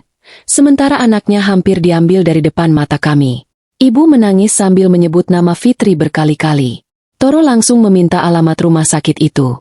Satria berdiri tanpa bicara, tapi wajahnya menunjukkan ketakutan yang sama denganku. Kami tidak punya waktu untuk memahami semuanya. Kami hanya tahu, sebelum terlambat untuk kedua kalinya, kami harus menemui Fitri. Kami berangkat ke rumah sakit tempat Fitri dirawat dengan perasaan yang sulit dijelaskan. Aku duduk di kursi belakang mobil bersama ibu yang masih lemah. Sementara Toro menyetir dan Satria duduk di depan. Wulan mengikuti dari belakang menggunakan mobil lain bersama Sinta. Karena Kirana sementara tetap dijaga di rumah sakit pertama oleh petugas dan perawat yang sudah kami minta bantuan. Tidak ada yang banyak bicara sepanjang perjalanan. Hanya suara napas ibu yang beberapa kali terdengar berat. Dan suara Toro yang sesekali bertanya apakah ibu masih kuat. Ibu selalu menjawab pelan bahwa ia kuat. Tapi aku tahu, yang membuatnya tetap bertahan bukan tubuhnya, melainkan rasa takut terlambat untuk kedua kalinya. Aku menatap jalan dari balik kaca mobil. Semua terasa seperti mimpi buruk yang berjalan terlalu cepat. Semalam aku hanya seorang anak perempuan biasa yang tinggal bersama ibunya di rumah lama. Lalu sebuah bayi muncul di depan pintu. Sebuah gelang membuat ibu pingsan. Satu nama yang tidak pernah kudengar tiba-tiba membuka semua kebohongan keluarga kami. Dan sekarang, aku sedang menuju rumah sakit untuk menemui kakak kandungku sendiri, Fitri, perempuan yang wajahnya pernah digunting dari foto keluarga, perempuan yang hidupnya dihancurkan oleh rasa malu orang-orang dewasa. Ibu menggenggam foto Fitri kecil yang kubawa dari rumah. Dari tadi ia menatap foto itu tanpa henti. Sesekali bibirnya bergerak seperti sedang meminta maaf, tapi suaranya tidak keluar. Aku ingin menghiburnya, tapi ada bagian dari diriku yang masih marah. Marah karena ibu dulu diam. Marah karena ayah tidak melawan. Marah karena Satria memilih menutup semua ini bertahun-tahun. Namun di saat yang sama, aku juga melihat ibu seperti seseorang yang sudah dihukum oleh penyesalan sepanjang hidupnya. Wajahnya letih, matanya kosong, dan tangannya terus gemetar setiap kali menyebut nama Fitri. Saat kami tiba di rumah sakit, Wulan sudah lebih dulu turun dari mobilnya dan berlari ke meja informasi.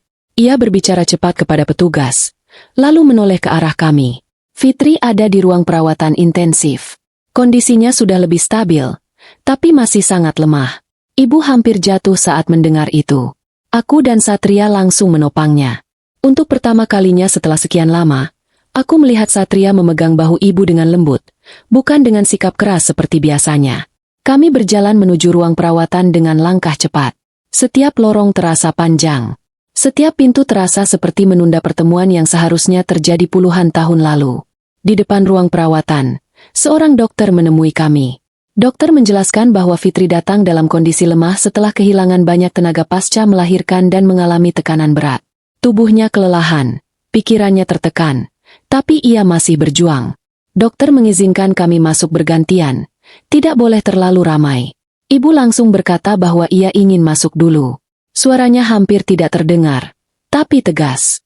Aku menatap dokter, lalu menatap ibu. Satria ingin ikut, tapi ibu menggeleng. Ia ingin menemui Fitri sebagai ibu, bukan sebagai bagian dari keluarga yang dulu meninggalkannya. Pintu ruang perawatan terbuka. Ibu masuk perlahan dengan bantuan kursi roda. Aku melihat dari celah kaca kecil di pintu. Di dalam ruangan itu, Fitri terbaring di ranjang dengan wajah pucat. Rambutnya terurai lemah di atas bantal. Tubuhnya terlihat sangat kurus. Jauh berbeda dari foto yang kulihat di rumah singgah. Namun bahkan dalam keadaan lemah, wajahnya tetap menunjukkan sesuatu yang kuat. Seperti orang yang sudah terlalu sering jatuh, tapi belum pernah benar-benar menyerah. Ibu berhenti di samping ranjang. Tangannya terangkat, tapi tidak langsung menyentuh Fitri. Ia seperti takut sentuhannya tidak pantas lagi. Fitri membuka mata perlahan. Untuk beberapa detik, ia hanya menatap ibu. Tidak ada pelukan. Tidak ada tangis besar. Hanya dua orang perempuan yang dipisahkan oleh kebohongan terlalu lama. Ibu akhirnya menangis. Fitri, ini ibu. Fitri menatapnya dengan mata kosong. Lalu bibirnya bergerak pelan. Ibu masih ingat nama itu. Kalimat itu membuat ibu menunduk. Ibu menangis sampai bahunya bergetar. Ibu ingat. Nak, setiap hari ibu ingat. Ibu yang terlalu pengecut untuk mencarimu. Ibu yang terlalu takut sampai membiarkan kamu hidup sendirian. Ibu tidak akan minta kamu langsung memaafkan ibu. Tapi ibu harus bilang, ibu salah. Ibu salah besar. Fitri memejamkan mata. Air matanya mengalir pelan dari sudut matanya. Selama bertahun-tahun, aku pikir ibu sudah lupa wajahku. Ibu menggeleng kuat. Tidak pernah. Ibu menyimpan semua tentang kamu. Tapi ibu menyimpannya dengan cara yang salah. Ibu menyembunyikanmu. Padahal seharusnya ibu mencari kamu. Ibu menangisimu. Padahal seharusnya ibu memperjuangkanmu. Fitri diam lama. Lalu ia bertanya dengan suara serak. Kirana di mana? Ibu langsung menjawab. Aman. Mai menjaganya. Toro, Satria, Sinta, semua ada. Tidak ada yang akan membiarkan dia dibawa Adrian. Saat nama Adrian disebut, wajah Fitri berubah tegang. Tubuhnya bergerak gelisah. Ibu segera menggenggam tangannya. Jangan takut. Kali ini ibu tidak diam. Kali ini ibu akan berdiri di depan siapapun yang ingin mengambil cucu ibu. Fitri menatap ibu lama. Ada keraguan di matanya, tapi juga ada sedikit kelegaan. Kalimat itu mungkin terlambat puluhan tahun, tapi untuk Kirana, kalimat itu datang tepat waktu. Beberapa menit kemudian, dokter meminta ibu keluar agar Fitri tidak terlalu lelah. Saat ibu keluar, wajahnya basah oleh air mata, tapi ada perubahan di matanya. Bukan lagi hanya ketakutan. Ada tekad. Ia menatap kami satu persatu, lalu berkata pelan, ibu sudah terlalu lama diam. Mulai hari ini, tidak ada yang akan ibu sembunyikan lagi. Aku masuk setelah ibu. Kakiku terasa lemas saat mendekati ranjang Fitri. Selama hidupku, aku selalu merasa menjadi anak perempuan satu-satunya di rumah itu. Sekarang, di depanku ada kakak perempuanku yang selama ini hidup sebagai nama yang dihapus. Aku tidak tahu harus memanggilnya apa. Kak, Fitri, atau hanya diam dan menangis. Fitri membuka mata saat aku mendekat. Ia menatapku lama, lalu tersenyum sangat tipis. Mai, aku langsung menangis. Kakak tahu namaku. Fitri mengangguk pelan. Kakak tahu. Kakak lihat kamu tumbuh dari jauh. Kakak tahu kamu kuliah. Kakak tahu kamu sering antar ibu berobat. Kakak tahu kamu suka duduk di teras kalau sedang pusing. Kakak tahu semua itu dari foto dan kabar orang-orang lama. Kakak cuma tidak berani datang. Kenapa? Fitri menarik napas pelan. Karena kakak takut kamu membenci kakak. Takut kamu merasa kakak datang untuk merusak hidupmu. Takut ibu memilih melupakan kakak lagi. Takut rumah itu tetap tidak punya tempat untuk kakak. Aku menggenggam tangannya. Tangannya dingin dan lemah. Kak, rumah itu memang sudah salah terlalu lama. Tapi sekarang aku tahu. Dan aku tidak mau kehilangan kakak sebelum benar-benar mengenal kakak. Fitri menangis tanpa suara. Aku menunduk dan mencium tangannya. Semua rasa marah, sedih, bersalah, dan sayang bercampur menjadi satu. Aku tidak bisa mengembalikan masa kecilnya. Aku tidak bisa menghapus malam saat ia dibawa pergi. Tapi aku bisa memastikan bahwa mulai hari itu, namanya tidak akan lagi disembunyikan. Setelah aku keluar, Satria masuk. Aku sempat takut pertemuan mereka akan kaku atau penuh amarah. Tapi dari luar, aku melihat Satria berdiri lama di samping ranjang tanpa bicara. Fitri menatapnya, lalu tersenyum sangat kecil. Kamu dulu selalu menangis kalau aku tidak mau bagi kue. Satria langsung menutup wajahnya. Tubuhnya bergetar. Semua kekerasan yang selama ini ia pakai seperti runtuh dalam 1 detik. Ia duduk di kursi, menunduk di samping ranjang Fitri.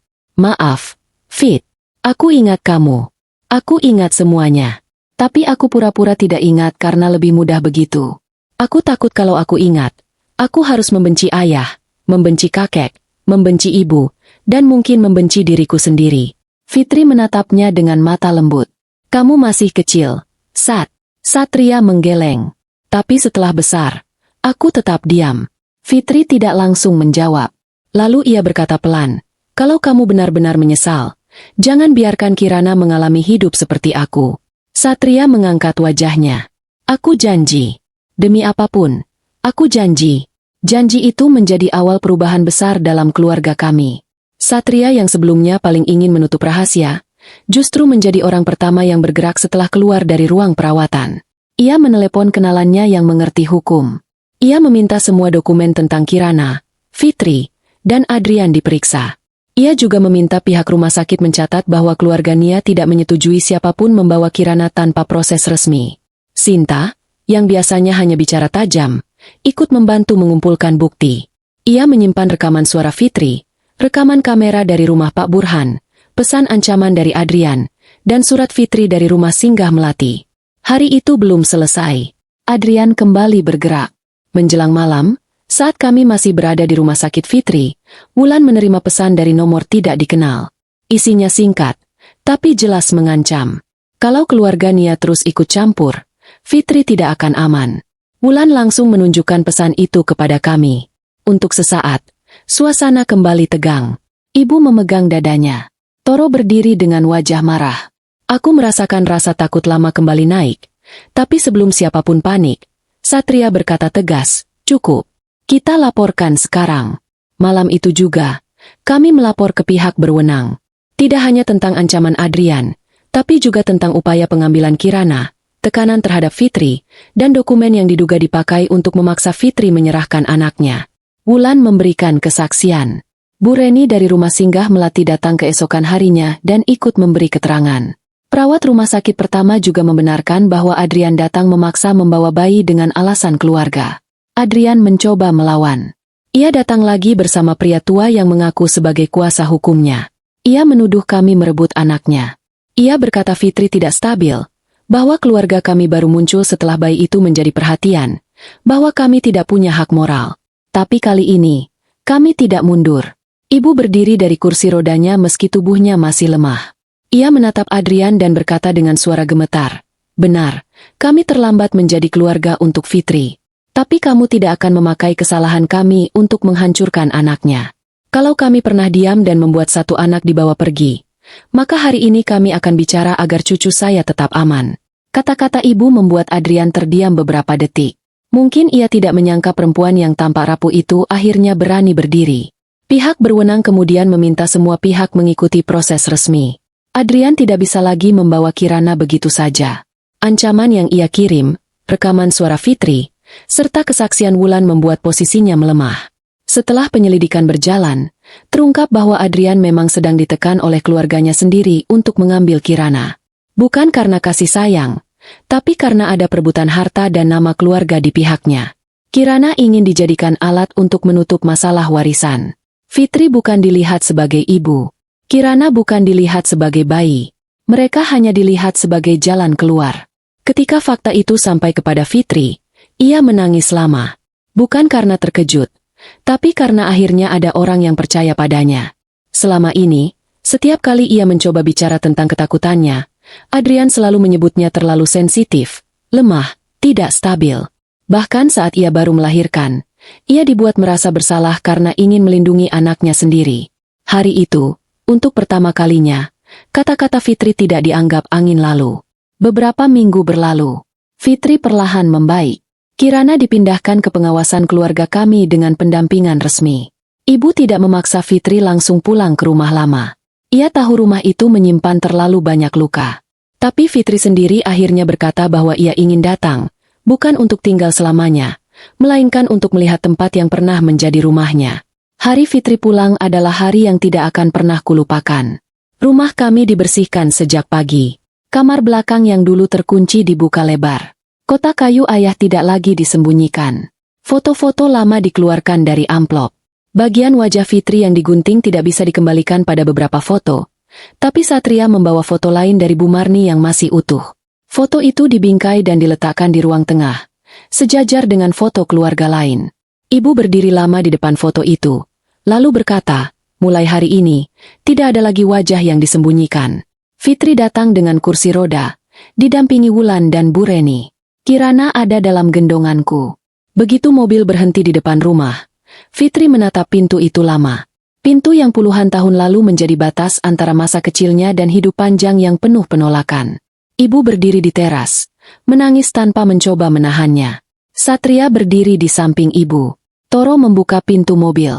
Aku membawa Kirana mendekat ke Fitri. Fitri menyentuh tangan Kirana, lalu menatap rumah kami. Aku pulang, katanya pelan. Ibu jatuh berlutut di depan kursi roda Fitri. Semua orang terkejut. Tapi ibu tidak peduli. Ia memegang tangan Fitri dan berkata, maafkan ibu, nak. Bukan supaya ibu lega, tapi supaya kamu tahu bahwa ibu akan menghabiskan sisa hidup ibu untuk menebus apa yang bisa ibu tebus. Kalau kamu belum bisa memaafkan, ibu akan tetap menunggu. Kalau kamu marah, ibu akan tetap mendengar. Tapi jangan pergi lagi tanpa tahu bahwa rumah ini milikmu juga. Fitri menangis. Ia tidak langsung memeluk ibu. Ia hanya menunduk, lalu menyentuh kepala ibu pelan.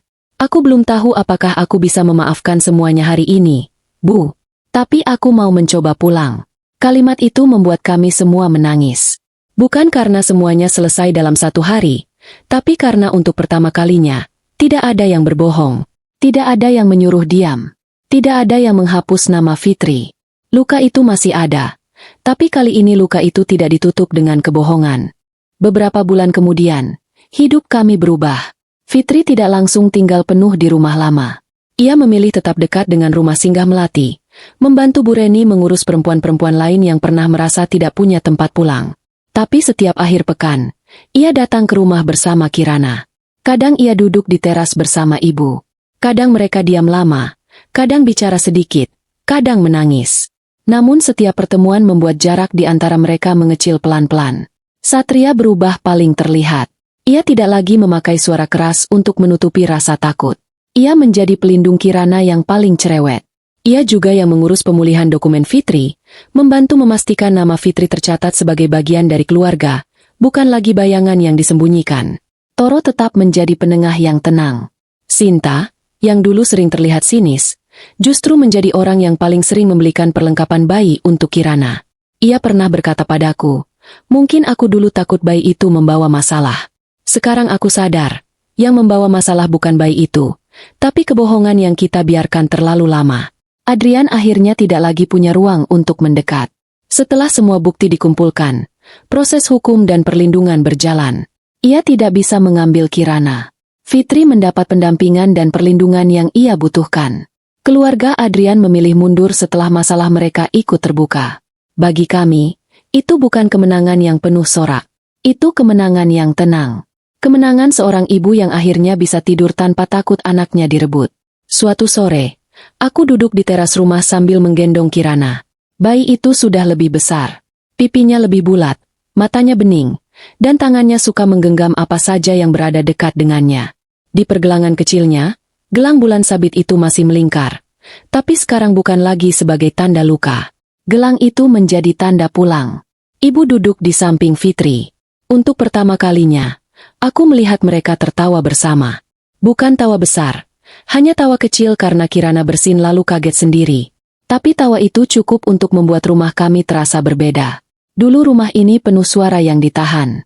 Sekarang, meski belum sempurna, rumah ini mulai belajar bersuara dengan jujur. Fitri menatapku dan berkata, Mai, waktu Wulan meninggalkan Kirana di depan rumah ini, kakak takut kamu akan menolak dia. Aku menatap Kirana, lalu tersenyum. Aku juga takut malam itu. Tapi mungkin Allah memang mempertemukan kami lewat cara yang tidak pernah kita duga. Fitri mengangguk. Dia menyentuh gelang bulan sabit di tangan Kirana. Dulu gelang ini satu-satunya bukti bahwa aku pernah punya ibu. Sekarang gelang ini jadi bukti bahwa Kirana punya keluarga. Ibu menangis pelan. Tapi kali ini tidak ada yang menyuruhnya berhenti. Tangis itu bukan lagi tangis ketakutan. Itu tangis orang yang tahu masa lalu tidak bisa diulang. Tapi masa depan masih bisa dijaga. Malam itu, sebelum tidur, aku masuk ke kamar belakang yang dulu selalu dikunci. Kamar itu sudah kami ubah. Bukan lagi gudang rahasia, tapi ruang keluarga kecil. Foto Fitri kecil dipasang di dinding. Di sampingnya ada foto baru kami semua. Ibu duduk menggendong Kirana.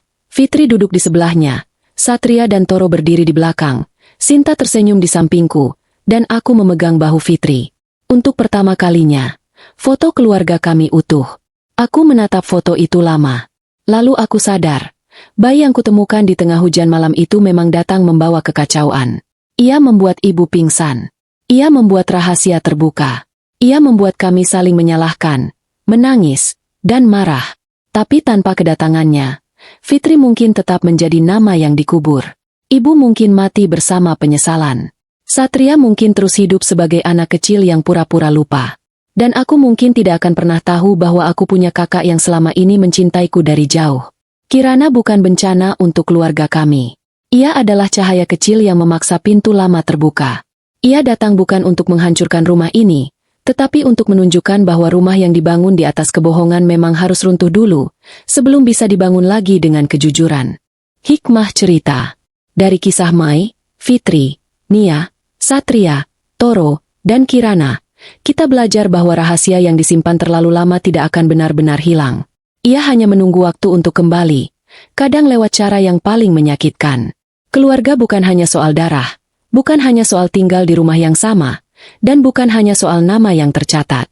Keluarga adalah keberanian untuk melindungi, mengakui kesalahan, dan berhenti mewariskan luka kepada orang yang tidak bersalah. Kesalahan masa lalu memang tidak bisa dihapus, tapi masa depan masih bisa diperbaiki. Maaf tidak selalu membuat semuanya langsung sembuh, tetapi kejujuran bisa menjadi langkah pertama agar luka tidak terus diwariskan. Anak-anak tidak pernah pantas menjadi korban dari gengsi orang dewasa. Dan tidak ada nama yang berhak dihapus hanya karena seseorang takut malu. Pada akhirnya, Fitri tidak hanya pulang ke rumah. Ia pulang ke tempat yang seharusnya sejak dulu mengakuinya. Kirana tumbuh bukan sebagai bayi yang dibuang, tetapi sebagai anak yang menyatukan kembali keluarga yang hampir hancur. Dan Mai belajar bahwa kadang, kebenaran memang datang seperti badai, tapi setelah badai lewat, rumah yang tersisa bisa menjadi lebih kuat karena dibangun ulang dengan hati yang lebih jujur. Terima kasih sudah mengikuti cerita ini sampai akhir. Kalau cerita ini membuat kalian terharu, ikut tegang, atau merasa tersentuh dengan perjuangan Fitri dan Kirana, dukung channel Cerita di Balik Luka dengan cara tulis pendapat kalian di kolom komentar, tekan like, dan subscribe agar tidak ketinggalan kisah keluarga penuh rahasia dan air mata berikutnya.